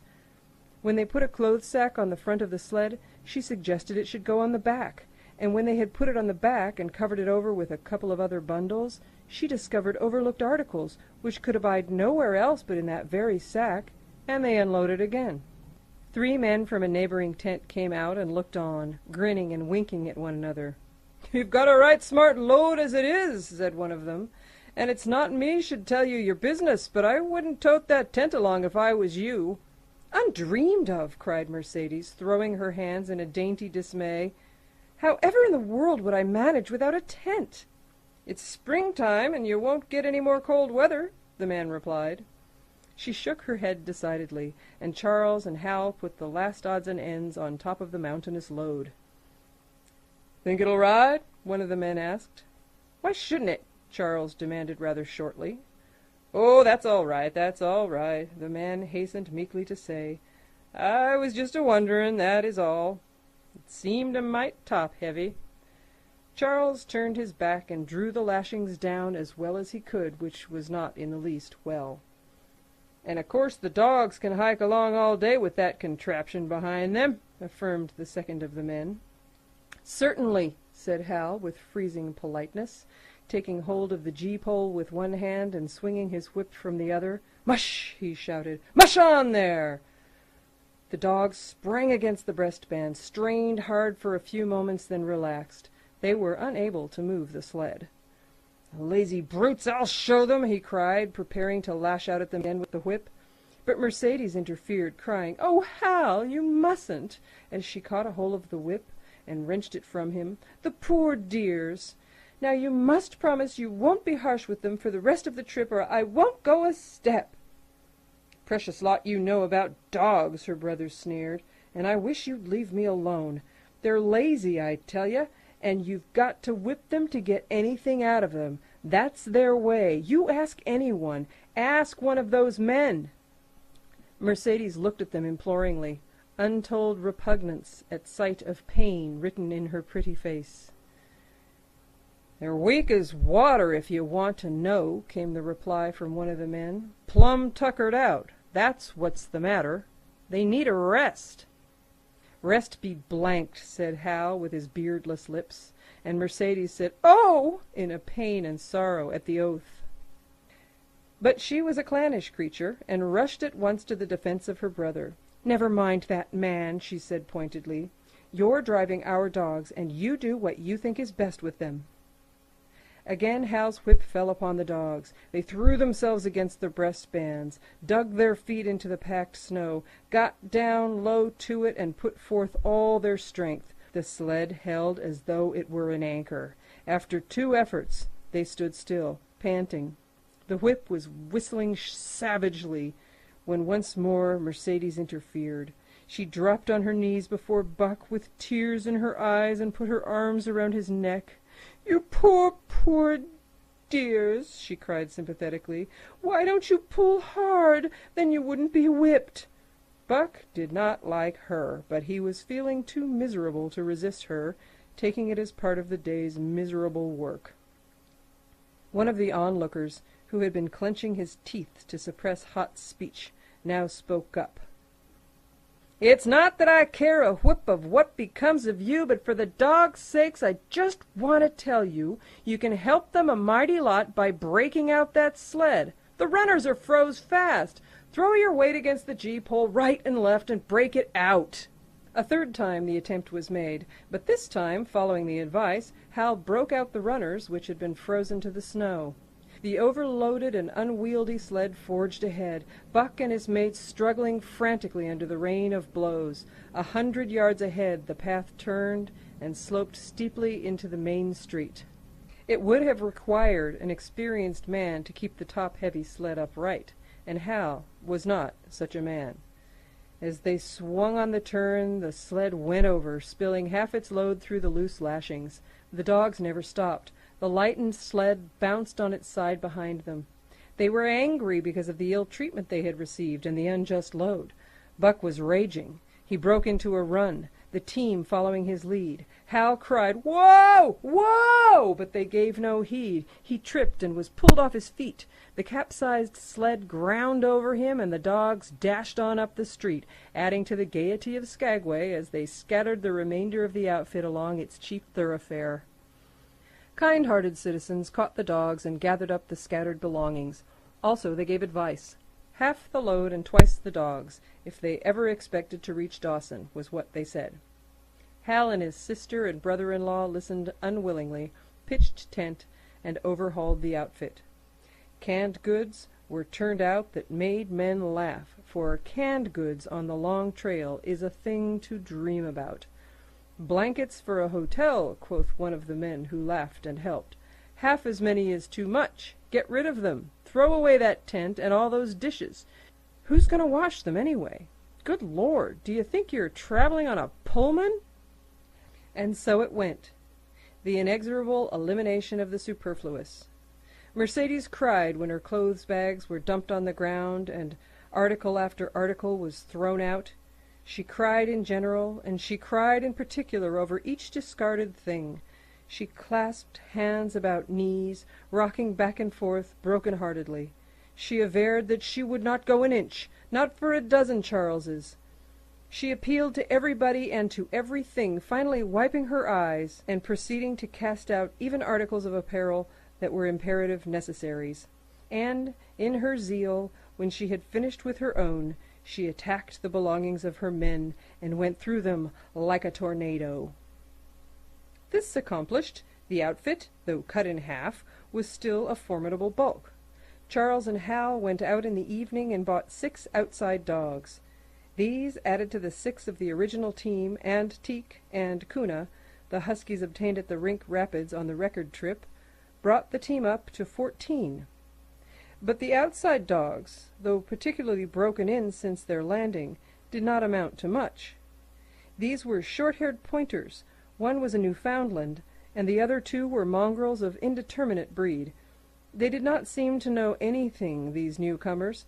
Buck and his comrades looked upon them with disgust, and though he speedily taught them their places and what not to do, he could not teach them what to do. They did not take kindly to trace and trail. With the exception of the 2 mongrels, they were bewildered and spirit-broken by the strange, savage environment in which they found themselves, and by the ill treatment they had received. The 2 mongrels were without spirit at all. Bones were the only things breakable about them. With the newcomers hopeless and forlorn, and the old team worn out by 2,500 miles of continuous trail, the outlook was anything but bright. The 2 men, however, were quite cheerful, and they were proud, too. They were doing the thing in style, with 14 dogs. They had seen other sleds depart over the pass for Dawson, or come in from Dawson, but never had they seen a sled with so many as 14 dogs. In the nature of Arctic travel, there was a reason why 14 dogs should not drag one sled, and that was that one sled could not carry the food for 14 dogs. But Charles and Hal did not know this. They had worked the trip out with a pencil. So much to a dog, so many dogs, so many days, QED. Mercedes looked over their shoulders and nodded comprehensively.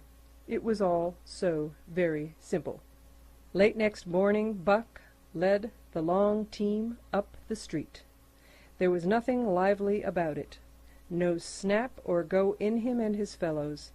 They were starting dead weary. 4 times he had covered the distance between Saltwater and Dawson, and the knowledge that, jaded and tired, he was facing the same trail once more made him bitter. His heart was not in the work, nor was the heart of any dog. The outsides were timid and frightened, the insides without confidence in their masters. Buck felt vaguely that there was no depending upon these 2 men and the woman. They did not know how to do anything, and as the days went by it became apparent that they could not learn. They were slack in all things, without order or discipline. It took them half the night to pitch a slovenly camp, and half the morning to break that camp and get the sled loaded in a fashion so slovenly that for the rest of the day they were occupied in stopping and rearranging the load. Some days they did not make 10 miles. On other days they were unable to get started at all. And on no day did they succeed in making more than half the distance used by the men as a basis in their dog food computation. It was inevitable that they should go short on dog food, but they hastened it by overfeeding, bringing the day nearer when the underfeeding would commence. The outside dogs, whose digestions had not been trained by chronic famine to make the most of little, had voracious appetites, and when, in addition to this, the worn-out huskies pulled weakly, Hal decided that the orthodox ration was too small. He doubled it, and to cap it all, when Mercedes, with tears in her pretty eyes and a quaver in her throat, could not cajole him into giving the dogs still more, she stole from the fish sacks and fed them slyly. But it was not food that Buck and the huskies needed, but rest, and though they were making poor time, the heavy load they dragged sapped their strength severely. Then came the underfeeding. Hal awoke one day to the fact that his dog food was half gone, and the distance only a quarter covered. Further, that for love or money no additional dog food was to be obtained. So he cut down even the orthodox ration and tried to increase the day's travel. His sister and brother-in-law seconded him, but they were frustrated by their heavy outfit and their own incompetence. It was a simple matter to give the dogs less food, but it was impossible to make the dogs travel faster, while their own inability to get under way earlier in the morning prevented them from traveling longer hours. Not only did they not know how to work dogs, but they did not know how to work themselves. The first to go was Dub. Poor blundering thief that he was, always getting caught and punished, he had none the less been a faithful worker.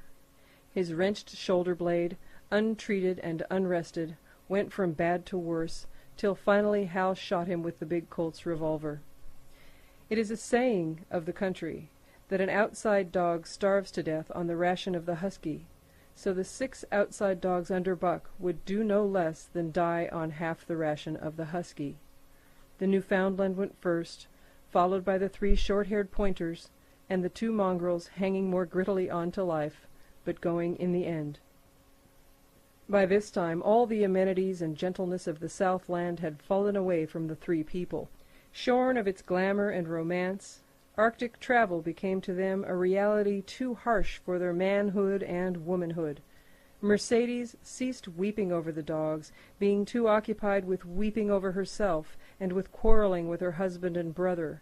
To quarrel was the one thing they were never too weary to do. Their irritability arose out of their misery, increased with it, doubled upon it, outdistanced it. The wonderful patience of the trail which comes to men who toil hard and suffer sore, and remain sweet of speech and kindly, did not come to these 2 men and the woman. They had no inkling of such patience. They were stiff and in pain. Their muscles ached, their bones ached, their very hearts ached, and because of this they became sharp of speech, and hard words were first on their lips in the morning and last at night. Charles and Hal wrangled whenever Mercedes gave them a chance. It was the cherished belief of each that he did more than his share of the work, and neither forbore to speak this belief at every opportunity. Sometimes Mercedes sided with her husband, sometimes with her brother. The result was a beautiful and unending family quarrel. starting from a dispute as to which should chop a few sticks for the fire, a dispute which concerned only Charles and Hal, presently would be lugged in the rest of the family, fathers, mothers, uncles, cousins, people thousands of miles away, and some of them dead. That Hal's views on art, or the sort of society plays his mother's brother wrote, would have anything to do with chopping a few sticks of firewood passes comprehension. Nevertheless, the quarrel was as likely to tend in that direction as in the direction of Charles's political prejudices. And that Charles's sister's tale-bearing tongue should be relevant to the building of a Yukon fire was apparent only to Mercedes, who disburdened herself of copious opinions upon that topic, and incidentally upon a few other traits unpleasantly peculiar to her husband's family. In the meantime, the fire remained unbuilt, the camp half-pitched, and the dogs unfed. Mercedes nursed a special grievance, the grievance of sex. She was pretty and soft, and had been chivalrously treated all her days. But the present treatment by her husband and brother was everything save chivalrous. It was her custom to be helpless, they complained, upon which impeachment of what to her was her most essential sex prerogative, she made their lives unendurable. She no longer considered the dogs, and because she was sore and tired, she persisted in riding on the sled. She was pretty and soft, but she weighed 120 pounds, a lusty last straw to the load dragged by the weak and starving animals. She rode for days, till they fell in the traces, and the sled stood still. Charles and Hal begged her to get off and walk, pleaded with her, entreated, the while she wept and importuned heaven with a recital of their brutality. On one occasion they took her off the sled by main strength. They never did it again. She let her legs go limp like a spoiled child, and sat down on the trail. They went on their way, but she did not move. After they had traveled 3 miles, they unloaded the sled, came back for her, and by main strength put her on the sled again. In the excess of their own misery, they were callous to the suffering of their animals. Hal's theory, which he practiced on others, was that one mustn't get hardened. He had started out preaching it to his sister and brother-in-law. Failing there, he hammered it into the dogs with a club. At the 5 fingers, the dog food gave out, and a toothless old squaw offered to trade them a few pounds of frozen horsehide for the Colt's revolver that kept the big hunting knife company at Hal's hip. A poor substitute for the food was this hide, just as it had been stripped from the starved horses of the cattlemen 6 months back. In its frozen state, it was more like strips of galvanized iron, and when a dog wrestled it into his stomach, it thawed into thin and innutritious leathery strings, and into mass of short hair, irritating and indigestible. And through it all, Buck staggered along at the head of the team, as in a nightmare. He pulled when he could no longer pull, he fell down and remained down till blows from whip or club drove him to his feet again. All the stiffness and gloss had gone out of his beautiful furry coat. The hair hung down, limp and draggled, or matted with dried blood where Hal's club had bruised him. His muscles had wasted away to knotty strings, and the flesh pads had disappeared, so that each rib and every bone in his frame were outlined cleanly through the loose hide that was wrinkled in folds of emptiness. It was heartbreaking. Only Buck's heart was unbreakable. The man in the red sweater had proved that. As it was with Buck, so it was with his mates. They were perambulating skeletons. There were 7 altogether, including him. In their very great misery they had become insensible to the bite of the lash or the bruise of the club. The pain of the beating was dull and distant, just as the things their eyes saw and their ears heard seemed dull and distant. They were not half-living or quarter-living. They were simply so many bags of bones in which sparks of life fluttered faintly. When a halt was made, they dropped down in the traces like dead dogs, and the spark dimmed and paled and seemed to go out. But when the club or whip fell upon them, the spark fluttered feebly up, and they tottered to their feet and staggered on. There came a day when Billy, the good-natured, fell and could not rise. Hal had traded off his revolver, So he took the axe and knocked Billy on the head as he lay in the traces, then cut the carcass out of the harness and dragged it to one side. Buck saw, and his mates saw, and they knew that this thing was very close to them. And on the next day Kuna went, and but 5 of them remained. Joe, too far gone to be malignant, Pike, crimped and limping, only half conscious and not conscious enough longer to malinger, Sol Lex the one-eyed, still faithful to the toil and trace and trail, and mournful in that he had so little strength with which to pull. Teek, who had not travelled so far that winter and who was now beaten more than the others because he was fresher, and Buck, still at the head of the team, but no longer enforcing discipline or striving to enforce it, blind with weakness half the time and keeping the trail by the loom of it and by the dim feel of his feet. It was beautiful spring weather, but neither dogs nor humans were aware of it. Each day the sun rose earlier and set later. It was dawn by 3 in the morning, and twilight lingered till 9 at night. The whole long day was a blaze of sunshine. The ghostly winter silence had given way to the great spring murmur of awakening life. This murmur arose from all the land, fraught with the joy of living. It came from the things that lived and moved again, things which had been dead and which had not moved during the long months of frost. The sap was rising in the pines. The willows and aspens were bursting out in young buds. Shrubs and vines were putting on fresh garbs of green. Crickets sang in the nights, and in the days all manner of creeping, crawling things rustled forth into the sun. Partridges and woodpeckers were booming and knocking in the forest. Squirrels were chattering, birds singing, and overhead honked the wild fowl driving up from the south in cunning wedges that split the air. From every hill slope came the trickle of running water, the music of unseen fountains. All things were thawing, bending, snapping. The Yukon was straining to break loose the ice that had bound it down. It ate away from beneath. The sun ate from above. Air holes formed. Fissures sprang and spread apart, while thin sections of ice fell through bodily into the river. And amid all this bursting, rending, throbbing of awakening life, under the blazing sun and through the soft sighing breezes, like wayfarers to death, staggered the 2 men, the woman, and the huskies. With the dogs falling, Mercedes weeping and riding, Hal swearing innocuously, and Charles' eyes wistfully watering, they staggered into John Thornton's camp at the mouth of White River.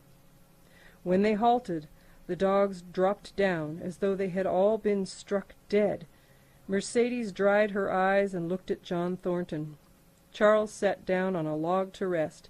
He sat down very slowly and painstakingly, what of his great stiffness. Hal did the talking. John Thornton was whittling the last touches on an axe handle he had made from a stick of birch. He whittled and listened and gave monosyllabic replies, and, when it was asked, terse advice. He knew the breed, and he gave his advice in the certainty that it would not be followed. "They told us up above that the bottom was dropping out of the trail, and that the best thing for us to do is lay over," Hal said in response to Thornton's warning to take no more chances on the rotten ice. "They told us we couldn't make White River, and here we are." This last with a sneering ring of triumph in it. "And they told you true," John Thornton answered. "The bottom's likely to drop out at any moment. Only fools, with the blind luck of fools, could have made it.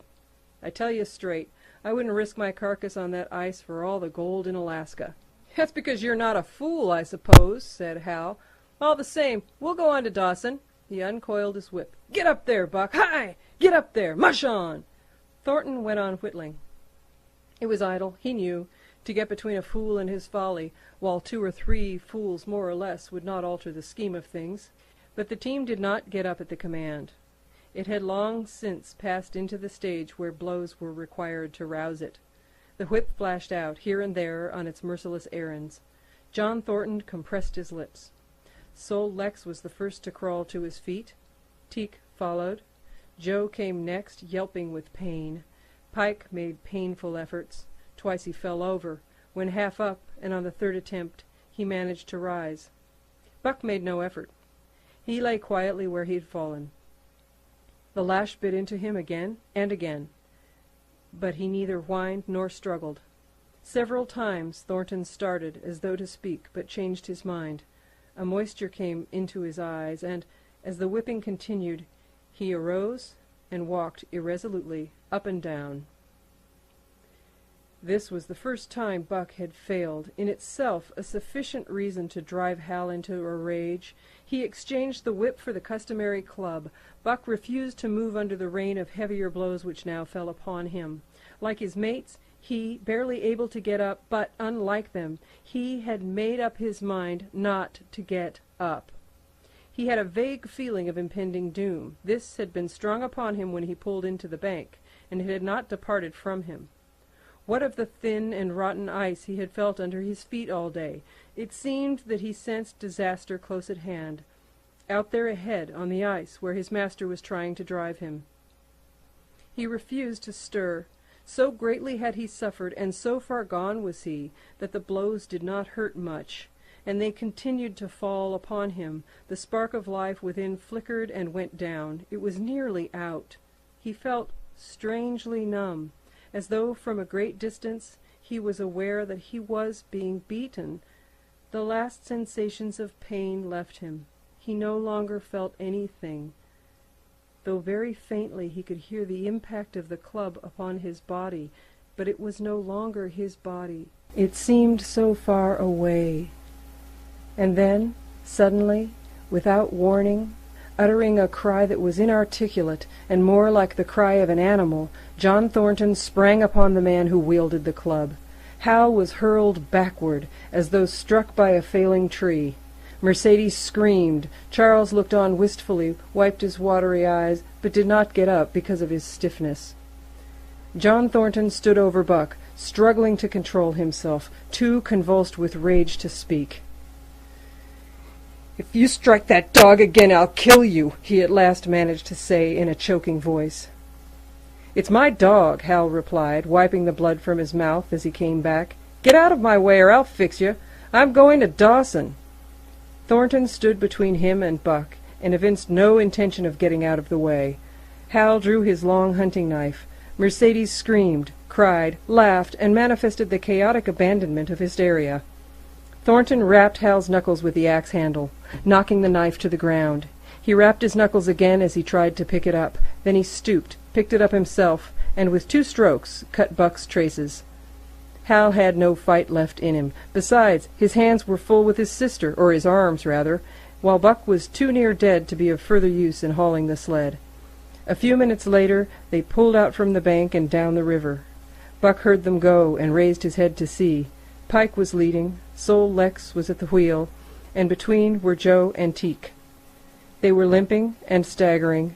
Mercedes was riding the loaded sled. Hal guided at the gee-pole, and Charles stumbled along in the rear.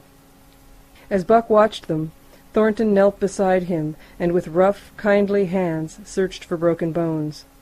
By the time his search had disclosed nothing more than many bruises and a state of terrible starvation, the sled was 1/4 of a mile away. Dog and man watched it crawling along over the ice. Suddenly they saw its back end drop down as into a rut, and the gee-pole, with Hal clinging to it, jerk into the air. Mercedes's scream came to their ears. They saw Charles turn and make 1 step to run back, and then a whole section of ice give way, and the dogs and humans disappear. A yawning hole was all that was to be seen. The bottom had dropped out of the trail. John Thornton and Buck looked at each other. "You poor devil," said John Thornton, and Buck licked his hand. Chapter 6. For the Love of a Man. When John Thornton froze his feet in the previous December, his partners had made him comfortable and left him to get well, going on themselves up the river to get out a raft of saw logs for Dawson. He was still limping slightly at the time he rescued Buck, but with the continued warm weather even the slight limp left him. And here, lying by the river bank, through the long spring days, watching the running water, listening lazily to the songs of birds and the hum of nature, Buck slowly won back his strength. A rest comes very good after one has traveled 3,000 miles, and it must be confessed that Buck waxed lazy as his wounds healed, his muscles swelled out, and the flesh came back to cover his bones. For that matter, they were all loafing, Buck, John Thornton, and Skeet and Nig, waiting for the raft to come that was to carry them down to Dawson. Skeet was a little Irish setter who early made friends with Buck, who, in a dying condition, was unable to resent her first advances. She had the doctor trait which some dogs possess, and as a mother cat washes her kittens, so she washed and cleansed Buck's wounds. Regularly each morning, after he had finished his breakfast, she performed her self-appointed task, until he came to look for her ministrations as much as he did for Thornton's. Nig, equally friendly, though less demonstrative, was a huge black dog, half bloodhound and half deerhound, with eyes that laughed, and a boundless good nature. To Buck's surprise, these dogs manifested no jealousy toward him. They seemed to share the kindliness and largeness of John Thornton. As Buck grew stronger, they enticed him into all sorts of ridiculous games, in which Thornton himself could not forbear to join, and in this fashion Buck romped through his convalescence and into a new existence. Love, genuine, passionate love, was his for the first time. This he had never experienced at Judge Miller's down in the sun-kissed Santa Clara Valley. With the judge's sons, hunting and tramping, it had been a working partnership, with the judge's grandsons a sort of pompous guardianship, and with the judge himself a stately and dignified friendship. But love that was feverish and burning, that was adoration, that was madness, it had taken John Thornton to arouse. This man had saved his life, which was something, but further, he was the ideal master. Other men saw to the welfare of their dogs from a sense of duty and business expediency. He saw to the welfare of his as if they were his own children, because he could not help it, and he saw further. He never forgot a kindly greeting or a cheering word, and to sit down for a long talk with them, gas, as he called it, was as much his delight as theirs. He had a way of taking Buck's head roughly between his hands and resting his own head upon Buck's, of shaking him back and forth, the while calling him ill names that to Buck were love names. Buck knew no greater joy than that rough embrace and the sound of murmured oaths, and at each jerk back and forth it seemed that his heart would be shaken out of his body, so great was its ecstasy. And when released he sprang to his feet, his mouth laughing, his eyes eloquent, his throat vibrant with unuttered sound, and in that fashion remained without movement. John Thornton would reverently exclaim, "God, you can all but speak!" Buck had a trick of love expression that was akin to hurt. He would often seize Thornton's hand in his mouth and close so fiercely that the flesh bore the impress of his teeth for some time afterward, and Buck understood the oaths to be love words, so the man understood this feigned bite for a caress. For the most part, however, Buck's love was expressed in adoration. While he went wild with happiness when Thornton touched him or spoke to him, he did not seek these tokens. Unlike Skeet, who was wont to shove her nose under Thornton's hand and nudge until petted, or Nig, who would stalk up and rest his great head on Thornton's knee, Buck was content to adore at a distance. He would lie by the hour, eager, alert, at Thornton's feet, looking up into his face, dwelling upon it, studying it, following it with keenest interest, each fleeting expression, every movement or change of feature. Or, as chance might have it, he would lie farther away, to the side or rear, watching the outlines of the man and the occasional movements of his body, and often such was the communion in which they lived, the strength of Buck's gaze would draw John Thornton's head around, and he would return the gaze, without speech, his heart shining out of his eyes as Buck's heart shone out. For a long time after his rescue, Buck did not like Thornton to get out of his sight. From the moment he left the tent to when he entered it again, Buck would follow at his heels. His transient masters, since he had come into the Northland, had bred in him a fear that no master could be permanent. He was afraid that Thornton would pass out of his life as Perrault and Francois and the Scotch half-breed had passed out. Even in the night, in his dreams, he was haunted by this fear. At such times he would shake off sleep and creep through the chill of the flap of the tent, where he could stand and listen to the sound of his master's breathing.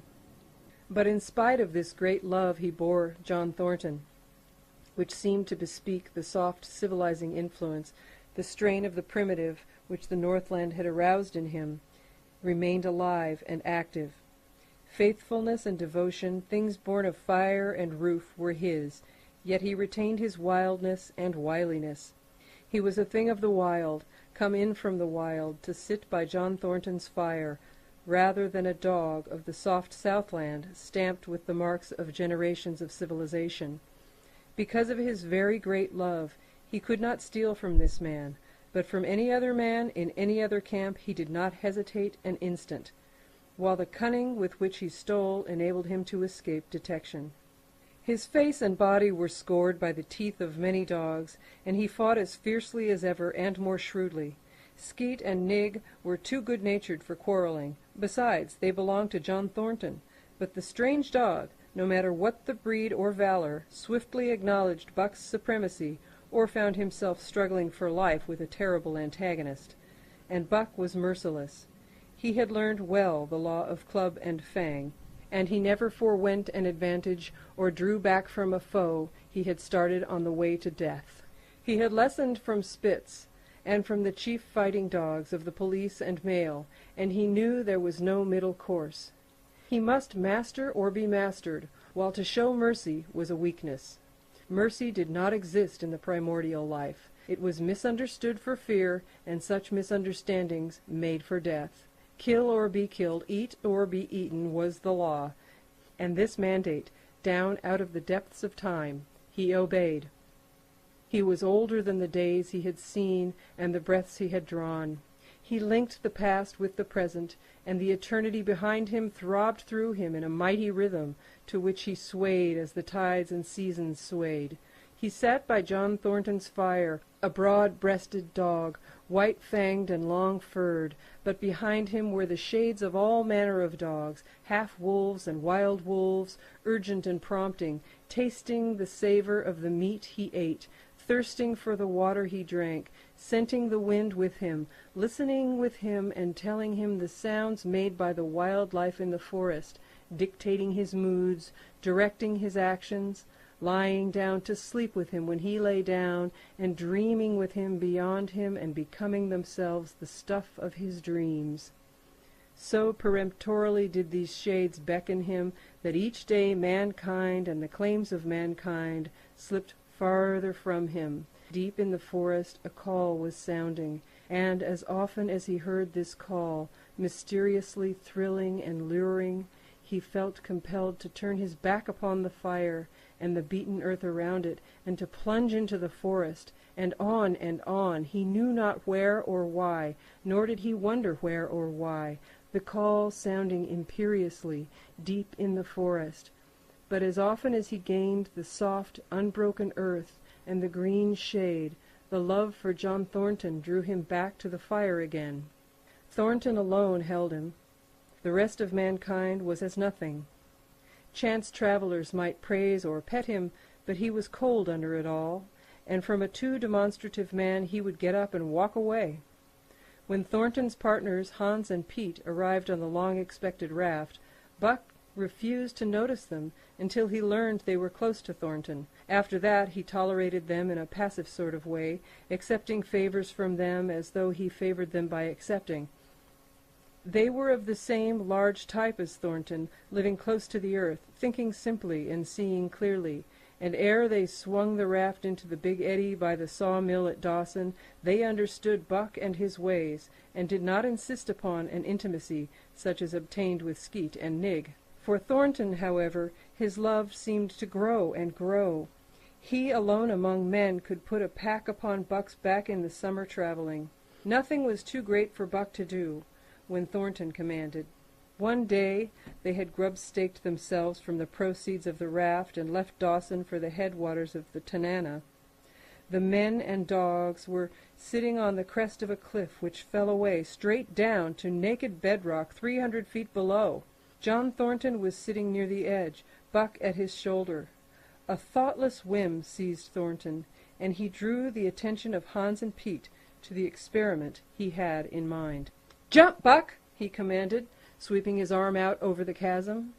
The next instant he was grappling with Buck on the extreme edge, while Hans and Pete were dragging them back into safety. "It's uncanny," Pete said, after it was over and they had caught their speech. Thornton shook his head. "No, it is splendid, and it is terrible, too. Do you know, it sometimes makes me afraid." "I'm not hankering to be the man that lays hands on you while he's around," Pete announced conclusively, nodding his head toward Buck. "By jingo!" was Hans' contribution. "Not mineself, either." It was at Circle City, ere the year was out, that Pete's apprehensions were realized. Black Burton, a man evil-tempered and malicious, had been picking a quarrel with the tenderfoot at the bar when Thornton stepped good-naturedly between. Buck, as was his custom, was lying in a corner, head on paws, watching his master's every action. Burton struck out, without warning, straight from the shoulder. Thornton was sent spinning and saved himself from falling only by clutching the rail of the bar. Those who were looking on heard what was neither a bark nor a yelp, but something which is best described as a roar, and they saw Buck's body rise up in the air as he left the floor for Burton's throat.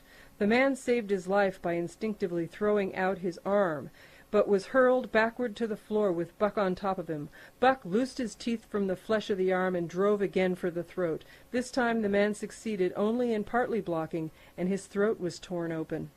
Then the crowd was upon Buck, and he was driven off. But while a surgeon checked the bleeding, he prowled up and down, growling furiously, attempting to rush in, and being forced back by an array of hostile clubs.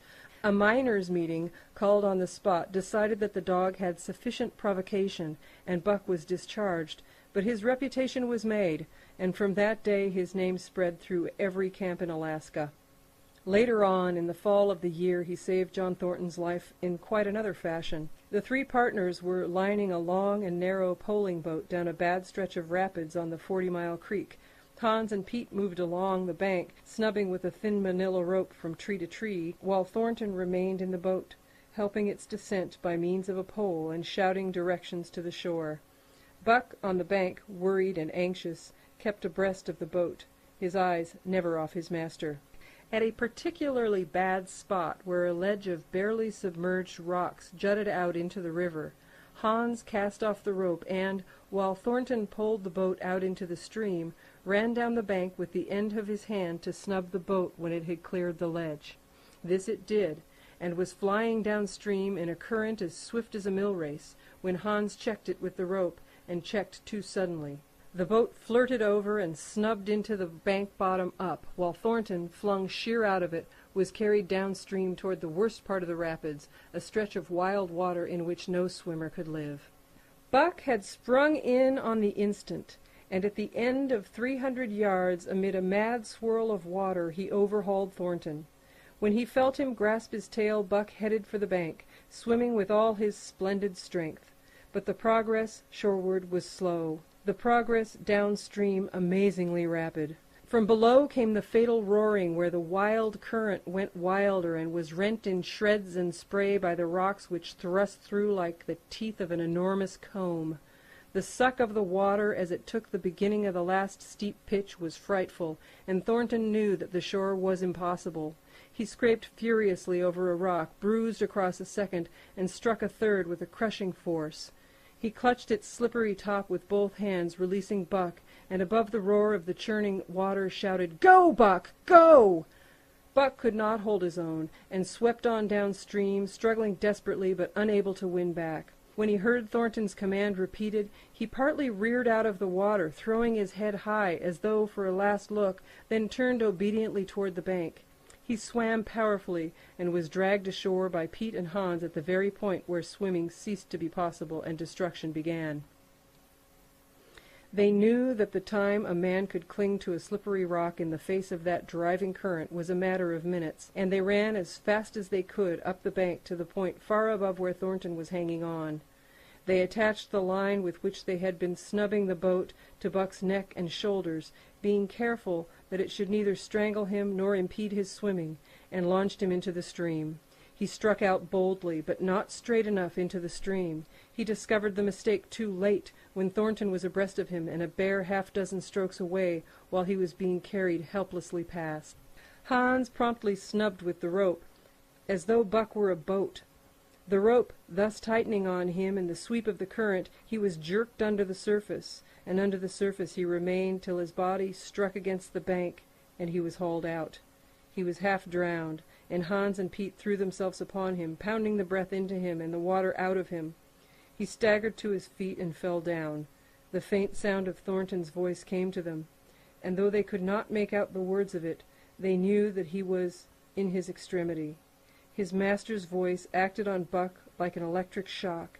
He sprang to his feet and ran up the bank ahead of the men to the point of his previous departure. Again the rope was attached, and he was launched, and again he struck out, but this time straight into the stream. He had miscalculated once, but he would not be guilty of it a second time. Hans paid out the rope, permitting no slack, while Pete kept it clear of coils. Buck held on till he was on line straight above Thornton, and then he turned, and with the speed of an express train headed down upon him. Thornton saw him coming, and as Buck struck him like a battering ram, with the whole force of the current behind him, he reached up and closed with both arms around the shaggy neck. Hans snubbed the rope around the tree, and Buck and Thornton were jerked under water.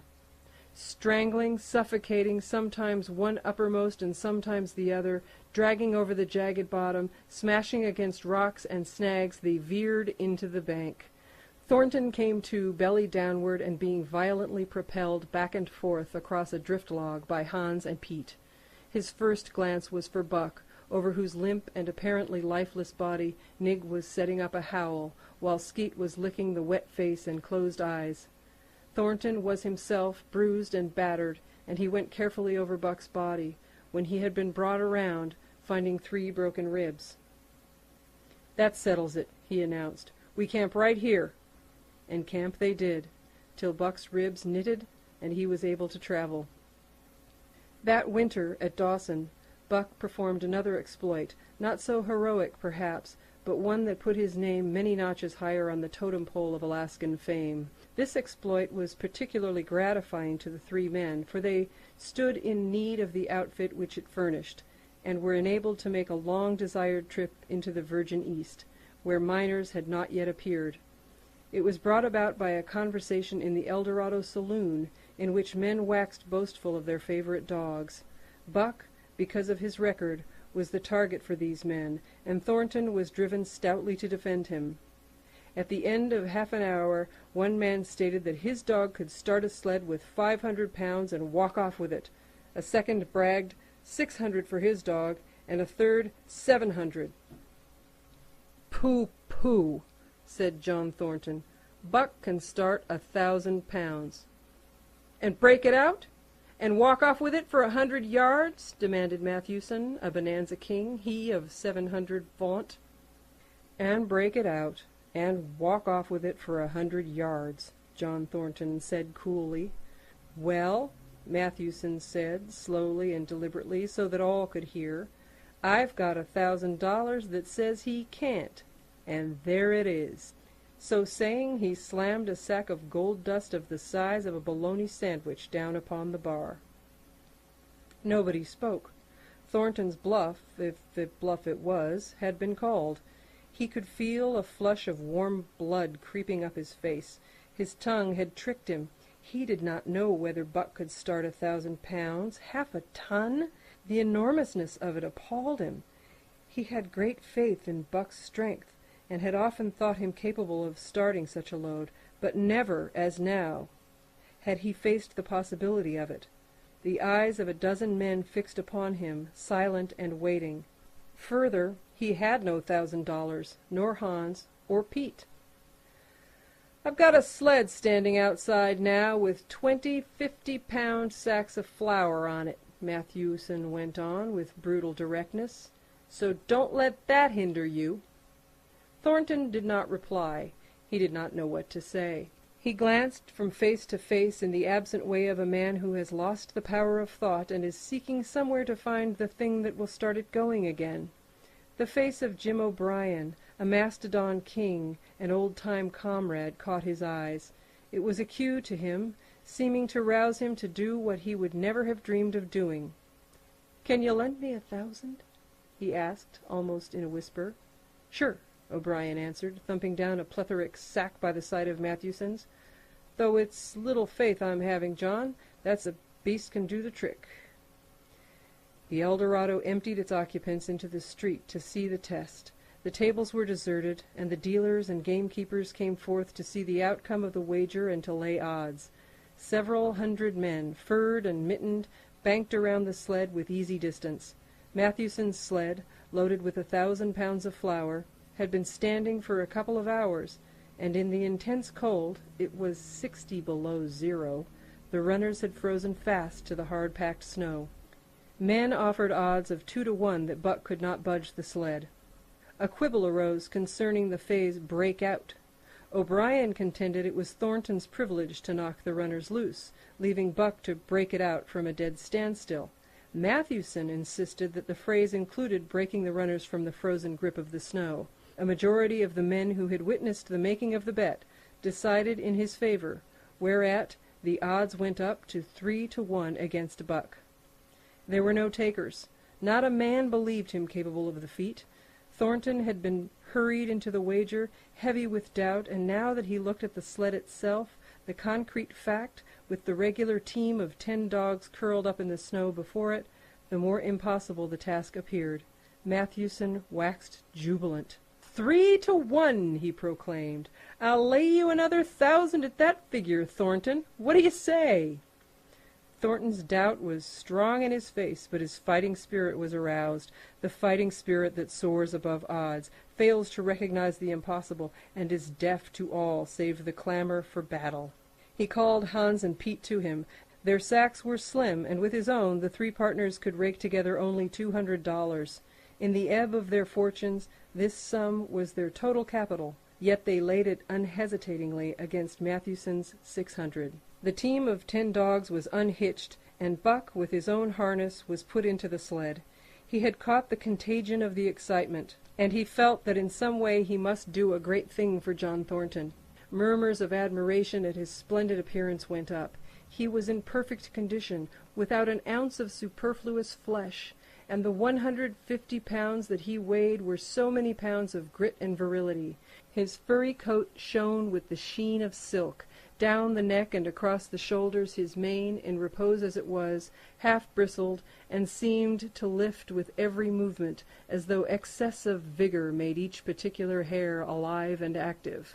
The great breast and heavy forelegs were no more than in proportion with the rest of his body, where the muscles showed in tight rolls underneath the skin. Men felt these muscles, and proclaimed them hard as iron, and the odds went down to 2 to 1. Gad, sir, stuttered a member of the latest dynasty, a king of the Skookum benches. "I offer you 800 for him, sir, before the test, sir, 800, just as he stands." Thornton shook his head and stepped to Buck's side. "You must stand off from him," Matthewson protested. "Free play and plenty of room." The crowd fell silent. Only could be heard the voices of the gamblers vainly offering 2 to 1.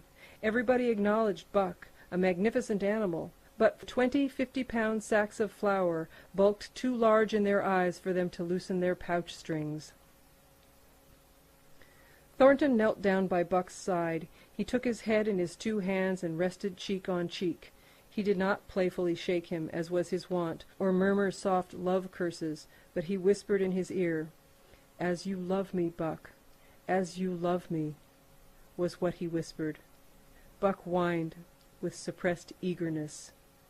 The crowd was watching curiously. The affair was growing mysterious. It seemed like a conjuration. As Thornton got to his feet, Buck seized his mittened hand between his jaws, pressing in with his teeth and releasing slowly, half reluctantly. It was the answer in terms, not of speech, but of love. Thornton stepped well back. "Now, Buck," he said. Buck tightened the traces, then slacked them for a matter of several inches. It was the way he had learned. "Gee!" Thornton's voice rang out, sharp in the tense silence. Buck swung to the right, ending the movement in a plunge that took up the slack, and with sudden jerk arrested his 150 pounds. The load quivered, and from under the runners arose a crisp crackling. "Haw!" Thornton commanded. Buck duplicated the maneuver, this time to the left. The crackling turned into a snapping, and the sled pivoting, and the runners slipping and grating several inches to the side. The sled was broken out. Men were holding their breaths, intensely unconscious of the fact. "Now! Mush!" Thornton's command cracked out like a pistol shot. Buck threw himself forward, tightening the traces with a jarring lunge. His whole body was gathered compactly together in the tremendous effort, the muscles writhing and knotting like live things under the silky fur. His great chest was low to the ground, his head forward and down, while his feet were flying like mad, the claws scarring the hard-packed snow in parallel grooves. The sled swayed and trembled, half-started forward. One of his feet slipped, and one man groaned aloud. Then the sled lurched ahead in what appeared a rapid succession of jerks, though it never really came to a dead stop again. Half an inch, 2 inches. The jerks perceptibly diminished as the sled gained momentum. He caught them up till it was moving steadily along. Men gasped and began to breathe again, unaware for a moment that they had ceased to breathe. Thornton was running behind, encouraging Buck with short, cheery words. The distance had been measured off, and as he neared the pile of firewood which marked the end of the 100 yards, a cheer began to grow and grow, which burst into a roar as he passed the firewood and halted at command. Every man was tearing himself loose, even Matthewson. Hats and mittens were flying in the air. Men were shaking hands, it did not matter with whom, and bubbling over in general incoherent babble. But Thornton fell on his knees beside Buck. Head was against head, and he was shaking him back and forth. Those who hurried up heard him cursing Buck, and he cursed him long and fervently, and softly and lovingly. "Gad, sir! Gad, sir!" sputtered the Skookum Bench King. "I'll give you 1,000 for him, sir! 1,000, sir! 1,200, sir!" Thornton rose to his feet. His eyes were wet. The tears were streaming frankly down his cheeks. "Sir," he said to the Skookum Bench King, "no, sir. You can go to hell, sir. It's the best I can do for you, sir." Buck seized Thornton's hand in his teeth. Thornton shook him back and forth. As though animated by a common impulse, the onlookers drew back to a respectful distance, nor were they again indiscreet enough to interrupt. Chapter 7. The Sounding of the Call. When Buck earned $1,600 in 5 minutes for John Thornton, he made it possible for his master to pay off certain debts, and to journey with his partners into the East after a fabled lost mine, the history of which was as old as the history of the country. Many men had sought it, few had found it, and more than a few there were who had never returned from the quest. This lost mine was steeped in tragedy and shrouded in mystery. No one knew of the first man. The oldest tradition stopped before it got back to him. From the beginning there had been an ancient and ramshackle cabin. Dying men had sworn to it, and to the mine, the site of which it marked, clinching their testimony with nuggets that were unlike any known grade of gold in the Northland. But no living man had looted this treasure-house, and the dead were dead, wherefore John Thornton and Pete and Hans, with Buck and 6 other dogs, faced into the East on an unknown trail to achieve where men and dogs as good as themselves had failed. They sledded 70 miles up the Yukon, swung to the left into the Stewart River, past the Mayo and the McQuestion, and held on until the Stewart itself became a streamlet, threading the upstanding peaks which marked the backbone of the continent. John Thornton asked little of man or nature. he was unafraid of the wild. With a handful of salt and a rifle he could plunge into the wilderness and fare wherever he pleased and as long as he pleased. Being in no haste, Indian fashion, he hunted his dinner in the course of the day's travel, and if he failed to find it, like the Indian, he kept on travelling, secure in the knowledge that sooner or later he would come to it. So on this great journey into the East, straight meat was the bill of fare. Ammunition and tools principally made up the load on the sled, and the time card was drawn upon the limitless future. To Buck it was boundless delight, this hunting, fishing, and indefinite wandering through strange places. For weeks at a time they would hold on steadily, day after day, and for weeks upon end they would camp, here and there, the dogs loafing and the men burning holes through frozen muck and gravel, and washing countless pans of dirt by the heat of the fire. Sometimes they went hungry, sometimes they feasted riotously, all according to the abundance of game and the fortune of hunting. Summer arrived, and the dogs and men packed on their backs, rafted across blue mountain lakes, and descended or ascended unknown rivers in slender boats, whip-sawed from the standing forest. The months came and went, and back and forth they twisted through the uncharted vastness, where no men were, and yet where men had been, if the lost cabin were true.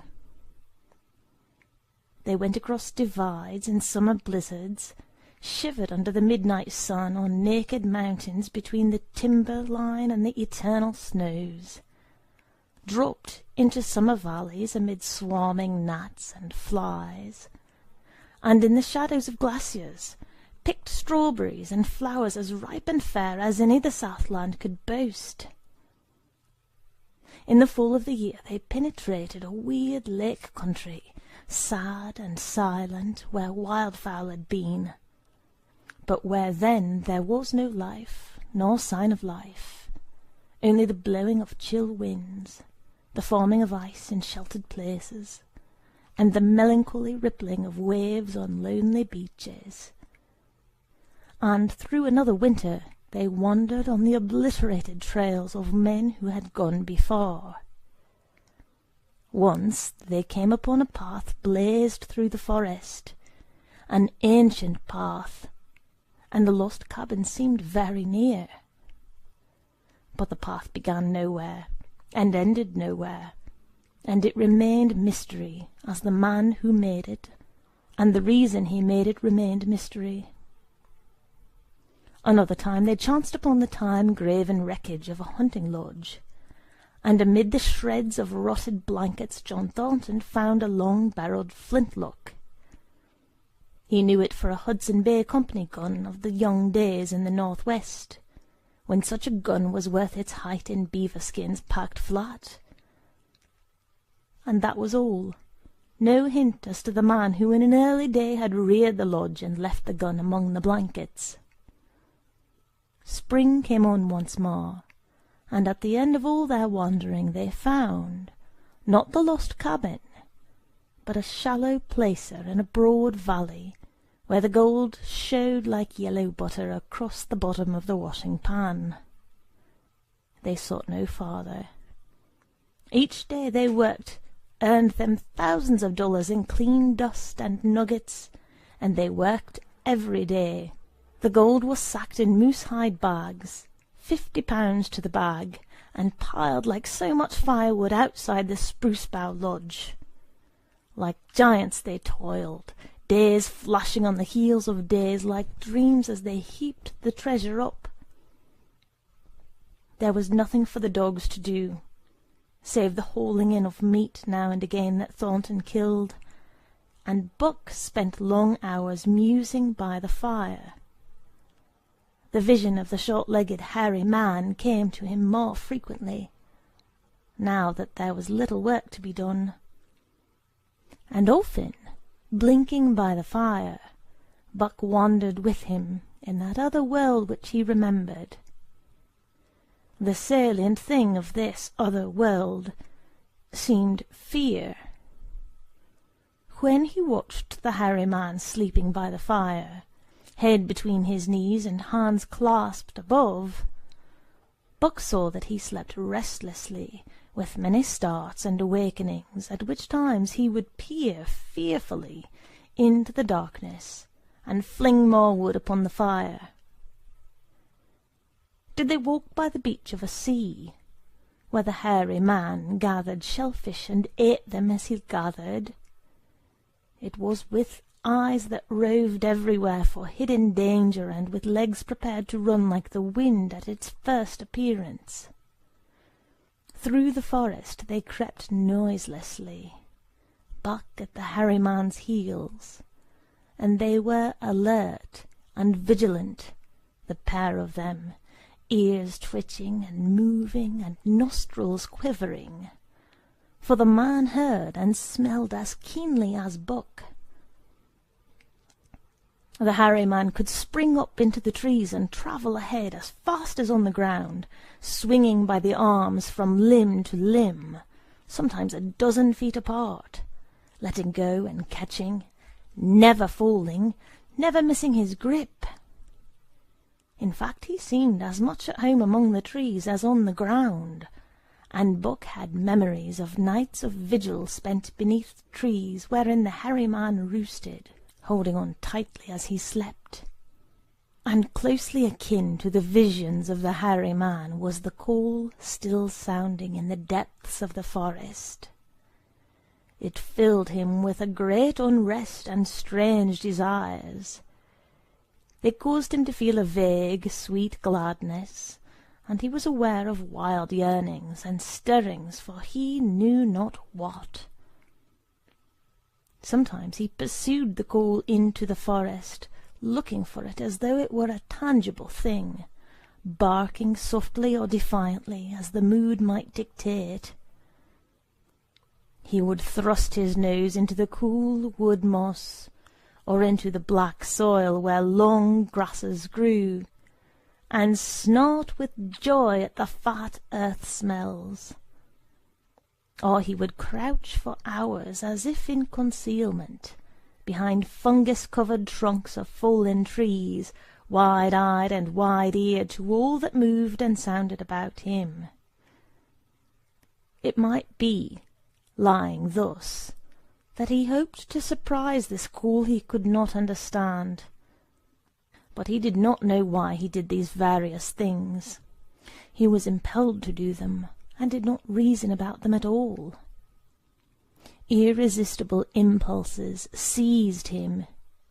He would be lying in camp, dozing lazily in the heat of the day, when suddenly his head would lift and his ears cock up, intent and listening, and he would spring to his feet and dash away, and on for hours through the forest aisles and across the open spaces where the niggerheads bunched. He loved to run down dry watercourses, and to creep and spy upon the bird life in the woods. For a day at a time he would lie in the underbrush where he could watch the partridges drumming and strutting up and down. But especially he loved to run in the dim twilight of the summer midnights, listening to the subdued and sleepy murmurs of the forest, reading signs and sounds as man may read a book, and seeking for the mysterious something that called, waking or sleeping, at all times, for him to come.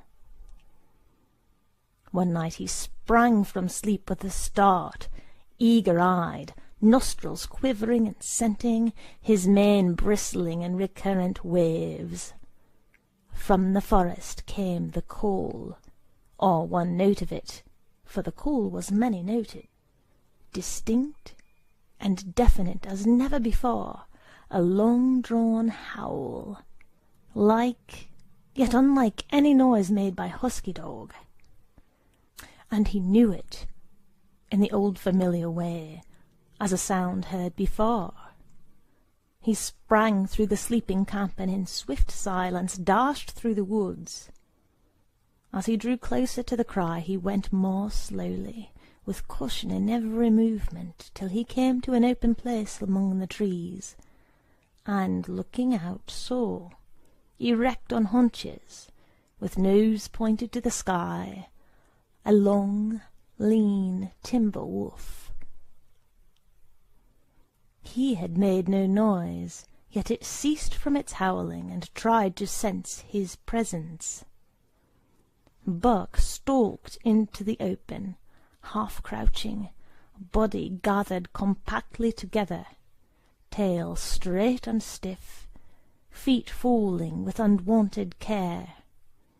Each moment advertised commingled threatening and overture of friendliness. It was the menacing truce that marks the meeting of wild beasts that prey. But the wolf fled at sight of him. He followed with wild leapings in a frenzy to overtake.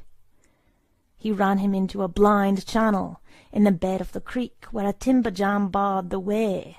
The wolf whirled about, pivoting on his hind legs after the fashion of Joe and of all cornered husky dogs, snarling and bristling, clipping his teeth together in a continuous and rapid succession of snaps.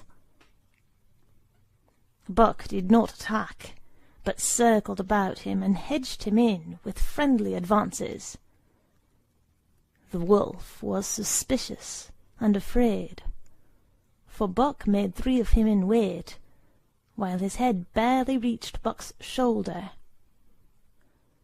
Watching his chance, he darted away, and the chase was resumed. Time and again he was cornered, and the thing repeated, though he was in poor condition, or Buck could not so easily have overtaken him. He would run till Buck's head was even with his flank, when he would whirl around at bay, only to dash away again at the first opportunity. But in the end Buck's pertinacity was rewarded, for the wolf, finding that no harm was intended, finally sniffed noses with him.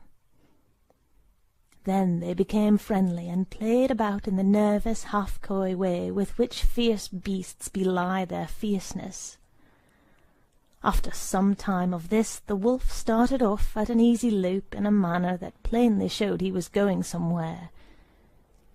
He made it clear to Buck that he was to come, and they ran side by side through the sombre twilight, straight up the creek bed, into the gorge from which it issued, and across the bleak divide where it took its rise.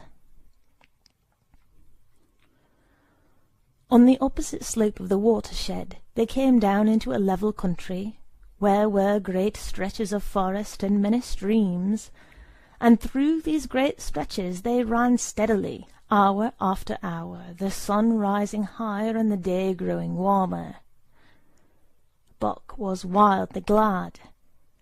He knew he was at last answering the call, running by the side of his wood-brother toward the place from where the call surely came. Old memories were coming upon him fast, and he was stirring to them as of old he stirred to the realities of which they were the shadows. He had done this thing before, somewhere in that other and dimly remembered world, and he was doing it again, now, running free in the open, the unpacked earth underfoot, the wide sky overhead. They stopped by a running stream to drink, and stopping, Buck remembered John Thornton. He sat down. The wolf started on toward the place from where the call surely came, then returned to him, sniffing noses and making actions as though to encourage him. But Buck turned about and started slowly on the back track. For the better part of an hour the wild brother ran by his side, whining softly. Then he sat down, pointed his nose upward, and howled. It was a mournful howl, and as Buck held steadily on his way, he heard it grow fainter and fainter until it was lost in the distance. John Thornton was eating dinner when Buck dashed into camp and sprang upon him in a frenzy of affection, overturning him, scrambling upon him, licking his face, biting his hand, playing the general tomfool, as John Thornton characterized it, the while he shook Buck back and forth and cursed him lovingly.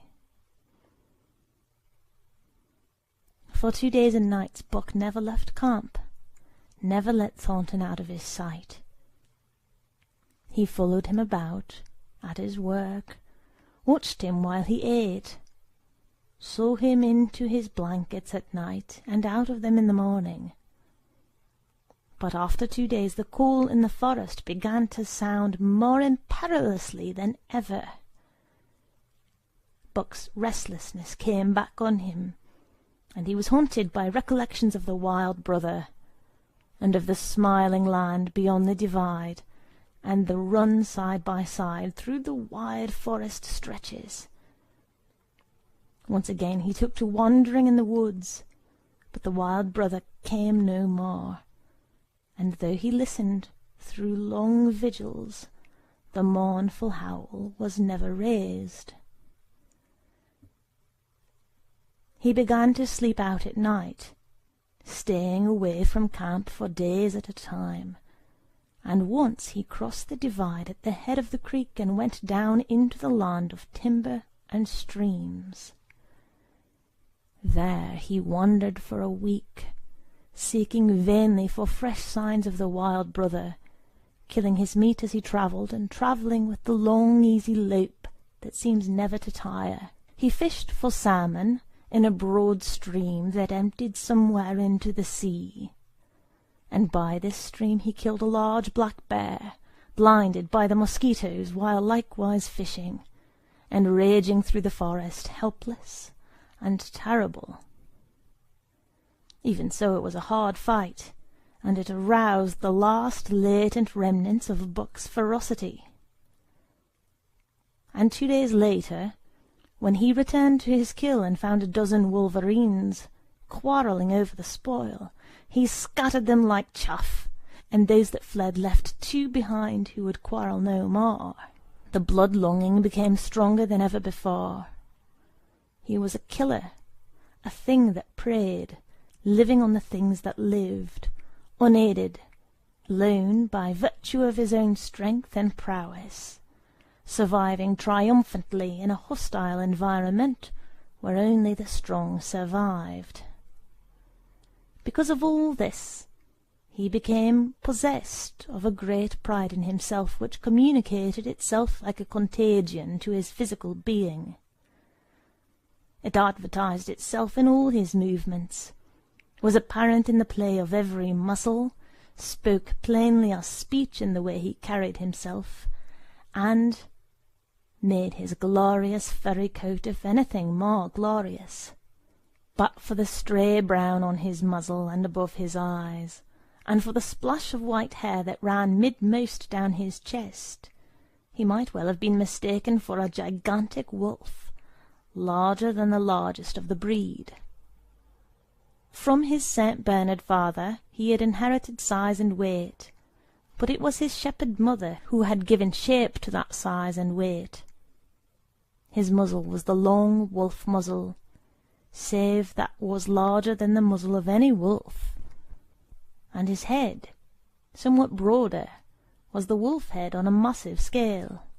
His cunning was wolf cunning, and wild cunning.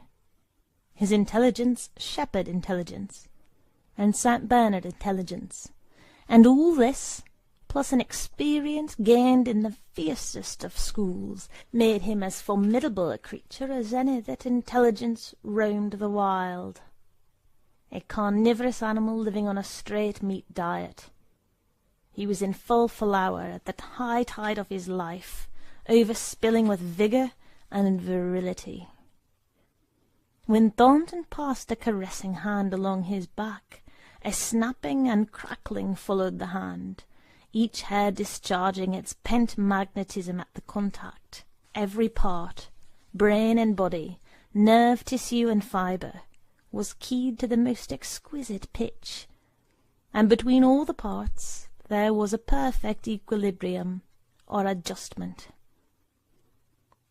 To sights and sounds and events which required action, he responded with lightning-quick rapidity. Quickly as a husky dog could leap to defend from attack or to attack, he could leap twice as quickly. He saw the movement or heard sound, and responded in less time than another dog required to compass the mere seeing or hearing. He perceived and determined, and responded in the same instant. In point of fact, the three actions of perceiving, determining, and responding were sequential, but so infinitesimal were the intervals of time between them that they appeared simultaneous. His muscles were surcharged with vitality, and snapped into place sharply, like steel springs. Life streamed through him in splendid flood, glad and rampant, until it seemed that it would burst him asunder in sheer ecstasy, and pour forth generously over the world. "Never was there such a dog," said John Thornton one day, as the partners watched Buck marching out of camp. "When he was made, the mould was broke," said Pete. "By jingo, I think so myself," Hans affirmed. They saw him marching out of camp, but they did not see the instant and terrible transformation which took place as soon as he was within the secrecy of the forest. He no longer marched. At once he became a thing of the wild, stealing along softly, cat-footed, a passing shadow that appeared and disappeared among the shadows. He knew how to take advantage of every cover, to crawl on his belly like a snake, and like a snake to leap and strike. He could take a ptarmigan from its nest, kill a rabbit as it slept, and snap in mid-air as the little chipmunks fleeing a second too late for the trees. Fish in open pools were not too quick for him, nor were beaver, mending their dams, too wary. He killed to eat, not from wantonness, but he preferred to eat what he killed himself. So a lurking humour ran through his deeds, and it was his delight to steal upon the squirrels, and when he all but had them, to let them go, chattering in mortal fear, to the tree-tops. As the fall of the year came on, the moose appeared in greater abundance, moving slowly down to meet the winter in the lower and less rigorous valleys. Buck had already dragged down a stray part-grown calf, but he wished strongly for larger and more formidable quarry, and he came upon it one day on the divide at the head of a creek. A band of 20 moose had crossed over from the land of streams and timber, and chief among them was a great bull. He was in a savage temper, and, standing over 6 feet from the ground, was as formidable an antagonist as even Buck could desire. Back and forth the bull tossed his great palmated antlers, branching to 14 points, and embracing 7 feet within the tips. His small eyes burned with a vicious and bitter light, while he roared with fury at sight of Buck. From the bull's side, just forward of the flank, protruded a feathered arrow end, which accounted for his savageness. Guided by that instinct which came from the old hunting days of the primordial world, Buck proceeded to cut the bull out from the herd. It was no slight task. He would bark and dance about in front of the bull, just out of reach of the great antlers and of the terrible splay hoofs which could have stamped his life out with a single blow. Unable to turn his back on the fanged danger and go on, the bull would be driven into paroxysms of rage. At such moments he charged Buck, who retreated craftily, luring him on by a simulated inability to escape. But when he was thus separated from his fellows, 2 or 3 of the younger bulls would charge back upon Buck and enable the wounded bull to rejoin the herd. There is a patience of the wild, dogged, tireless, persistent as life itself, that holds motionless for endless hours the spider in its web, the snake in its coils, the panther in its ambuscade. This patience belongs peculiarly to life when it hunts its living food, and belonged to Buck as he clung to the flank of the herd, retarding its march, irritating the young bulls, worrying the cows with their half-grown calves, and driving the wounded bull mad with helpless rage. For half a day this continued.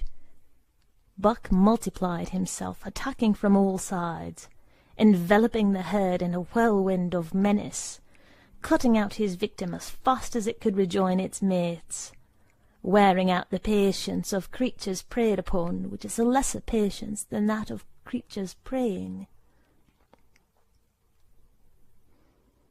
As the day wore along, and the sun dropped to its bed in the northwest, the darkness had come back, and the full nights were 6 hours long.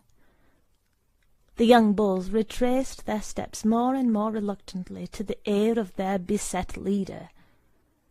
The down-coming winter was harrying them on to the lower levels, and it seemed they could never shake off this tireless creature that held them back. Besides, it was not the life of the herd, or of the young bulls, that was threatened. The life of only one member was demanded, which was a remoter interest than their lives, and in the end they were content to pay the toll. As twilight fell, the old bull stood with lowered head, watching his mates, the cows he had known, the calves he had fathered, the bulls he had mastered, as they shambled on at a rapid pace through the fading light. He could not follow, for before his nose leaped the merciless fanged terror that would not let him go. 300 weight more than half a ton he weighed. He had lived a long, strong life, full of fight and struggle, and at the end he faced death at the teeth of a creature whose head did not reach beyond his great knuckled knees. From then on, night and day, Buck never left his prey, never gave it a moment's rest, never permitted it to browse the leaves of trees or the shoots of young birch and willow. Nor did he give the wounded bull opportunity to slake his burning thirst in the slender trickling streams they crossed. Often, in desperation, he burst into long stretches of flight. At such times Buck did not attempt to stay him, but loped easily at his heels, satisfied with the way the game was played, lying down when the moose stood still, attacking him fiercely when he strove to eat or drink. The great head dropped more and more under its tree of horns, and the shambling trot grew weak and weaker. He took to standing for long periods, with nose to the ground and dejected ears dropped limply, and Buck found more time in which to get water for himself and in which to rest. At such moments, panting with red lolling tongue and with eyes fixed upon the big bull, it appeared to Buck that a change was coming over the face of things. He could feel a new stir in the land. As the moose were coming into the land, other kinds of life were coming in. Forest and stream and air seemed palpitant with their presence. The news of it was borne in upon him, not by sight or sound or smell, but by some other and subtler sense. He heard nothing, saw nothing, yet knew that the land was somehow different, that through it strange things were afoot and ranging, and he resolved to investigate after he finished the business in hand. At last, at the end of the 4th day, he pulled the great moose down.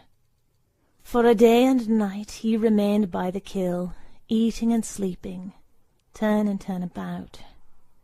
Then, rested, refreshed, and strong, he turned his face toward camp and John Thornton.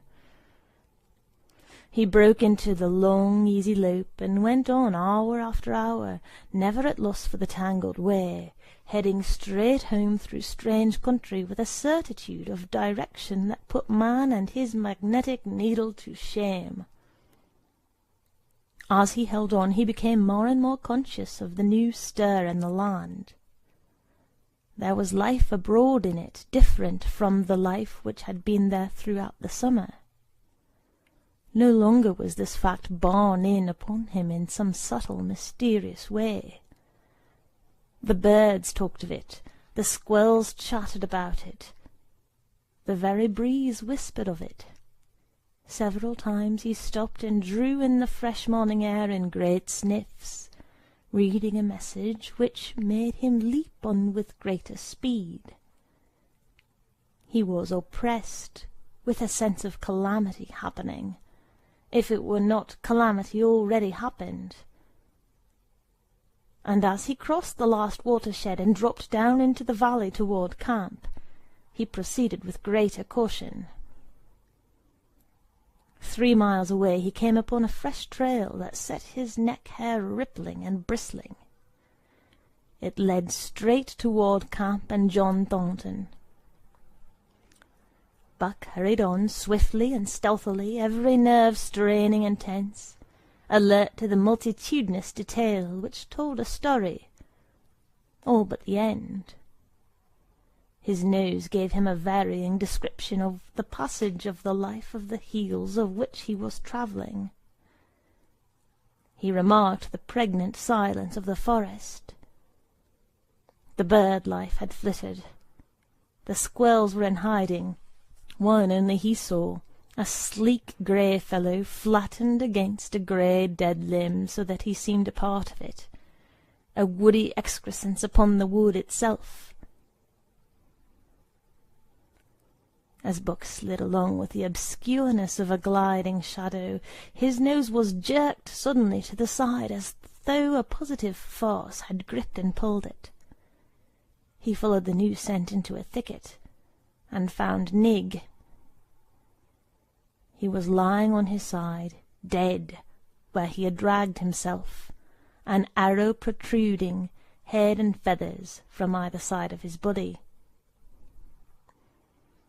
100 yards farther on, Buck came upon one of the sled dogs Thornton had brought in Dawson. This dog was thrashing about in a death struggle directly on the trail, and Buck passed around him without stopping. From the camp came the faint sound of many voices rising and falling in a sing-song chant. Bellying forward to the edge of the clearing, he found Hans, lying on his face, feathered with arrows like a porcupine. At the same instant Buck peered out where the spruce bough lodge had been, and saw what made his hair leap straight up on his neck and shoulders. A gust of overpowering rage swept over him. He did not know that he growled, but he growled aloud with a terrible ferocity. For the last time in his life he allowed passion to usurp cunning and reason, and it was because of his great love for John Thornton that he lost his head. The Yeehats were dancing about the wreckage of the Spruce Bough Lodge when they heard a fearful roaring, and saw rushing upon them an animal the like of which they had never seen before. It was Buck, a live hurricane of fury, hurling himself upon them in a frenzy to destroy. He sprang at the foremost man. It was the chief of the Yeehats, ripping the throat wide open till the rent jugular spouted a fountain of blood. He did not pause to worry the victim, but ripped in passing, with the next bound tearing wide the throat of a second man. There was no withstanding him. He plunged about in their very midst, tearing, rending, destroying in constant and terrific motion which defied the arrows they discharged at him. In fact, so inconceivably rapid were his movements, and so closely were the Indians tangled together, that they shot one another with the arrows. And one young hunter, hurling a spear at Buck in mid-air, drove it through the chest of another hunter with such force that the point broke through the skin of the back and stood out behind. Then a panic seized the Yeehats, and they fled in terror to the woods, proclaiming as they fled the advent of the evil spirit. And truly Buck was the fiend incarnate, raging at their heels and dragging them down like deer as they raced through the streets. It was a fateful day for the Yeehats. They scattered far and wide over the country, and it was not till a week later that the last of the survivors gathered together in a lower valley and counted their losses. As for Buck, wearying of the pursuit, he returned to the desolated camp. He found Pete where he had been killed in his blankets in the first moment of surprise. Thornton's desperate struggle was fresh written on the earth, and Buck scented every detail of it down to the edge of a deep pool.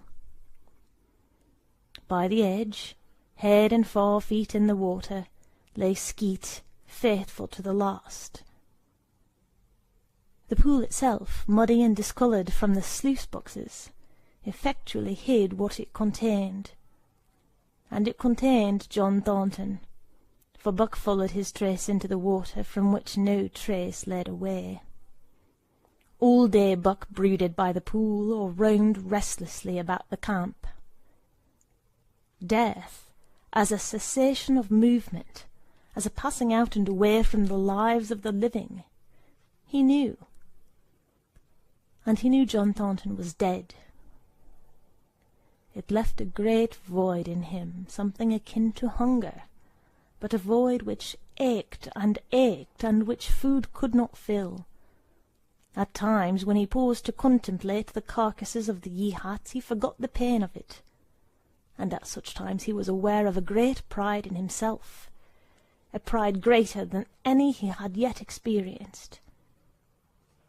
He had killed man, the noblest game of all, and he had killed in the face of the law of club and fang. He sniffed the bodies curiously. They had died so easily. It was harder to kill a husky dog than them. They were no match at all, were it not for their arrows and spears and clubs. Thenceforward he would be unafraid of them, except when they bore in their hands their arrows, spears, and clubs. Night came on, and a full moon rose high over the trees into the sky, lighting the land till it lay bathed in ghostly light. And with the coming of the night, brooding and mourning by the pool, Buck became alive to a stirring of the new life in the forest, other than that which the Yeehats had made. He stood up, listening and scenting. From far away drifted a faint, sharp yelp, followed by a chorus of similar sharp yelps. After the moments passed, the yelps grew closer and louder. Again Buck knew them as things heard in that other world which persisted in his memory. He walked to the centre of the open space and listened. It was the call, the many-noted call, sounding more luringly and compellingly than ever before. And as never before, he was ready to obey. John Thornton was dead. The last tie was broken. Man, and the claims of man, no longer bound him. hunting their living meat, as the Yeehats were hunting it, on the flanks of the migrating moose. The wolf-pack had at last crossed over from the land of streams and timber and invaded Buck's Valley. Into the clearing where the moonlight streamed they poured in a silvery flood. And in the centre of the clearing stood Buck, motionless as a statue, waiting their coming. They were awed, so still and large he stood, and a moment's pause fell, till the boldest one leaped straight for him. Like a flash Buck struck, breaking the neck. Then he stood without movement as before, the stricken wolf rolling in agony behind him. 3 others tried it in sharp succession, and one after the other they drew back, streaming blood from slashed throats or shoulders. This was sufficient to fling the whole pack forward, pell-mell, crowded together, blocked and confused by its eagerness to pull down the prey. Buck's marvellous quickness and agility stood him in good stead. Pivoting on his hind legs and snapping and gashing, he was everywhere at once, presenting a front which was apparently unbroken, so swiftly did he whirl and guard from side to side. But to prevent them from getting behind him, he was forced back, down past the pool and into the creek bed, till he brought up against a high gravel bank. He worked along to a right angle in the bank, which men had made in the course of mining, and in this angle he came to bay, protecting on 3 sides and with nothing to do but face the front. And so well did he face it, that at the end of half an hour the wolves drew back discomfited. The tongues of all were out and lolling, the white fangs showing cruelly white in the moonlight.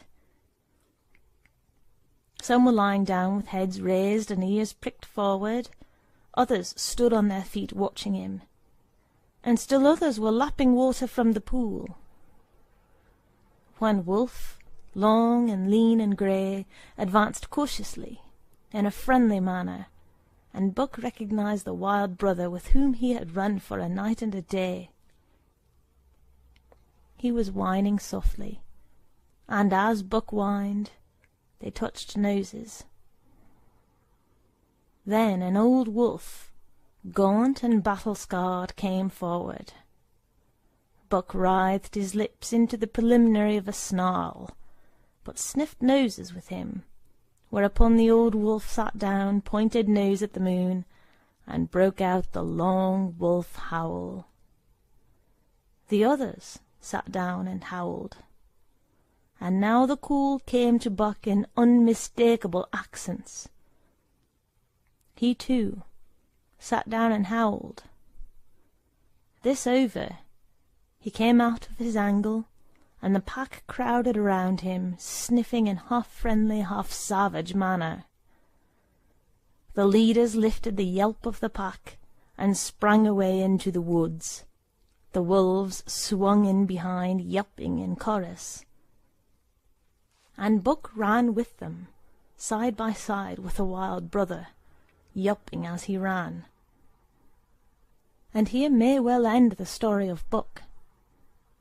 The years were not many when the Yeehats noted a change in the breed of timber wolves, for some were seen with splashes of brown on head and muzzle, and with a rift of white centering down the chest. But more remarkable than this, the Yeehats tell of a ghost dog that runs at the head of the pack. They are afraid of this ghost dog, for it has cunning greater than they, stealing from their camps in fierce winters, robbing their traps, slaying their dogs, and defying their bravest hunters. Nay, the tale grows worse. Hunters there are who fail to return to the camp, and hunters there have been whom their tribesmen found with throats slashed cruelly open, and with wolf's prints about them in the snow greater than the print of any wolf. Each fall, when the yeehats follow the movement of the moose, there is a certain valley which they never enter. And women there are who become sad when the word goes over the fire of how the evil spirit came to select that valley for an abiding place. In the summers there is one visitor, however, to that valley, of which the yeehats do not know. It is a great, gloriously coated wolf, like and yet unlike all the other wolves. He crosses alone from the smiling timberland and comes down into an open space among the trees. Here a yellow stream flows from rotted moose-hide sacks, and sinks into the ground with long grasses growing through it and vegetable mould overrunning it and hiding its yellow from the sun. And here he muses for a time, howling once, long and mournfully, ere he departs. But he is not always alone.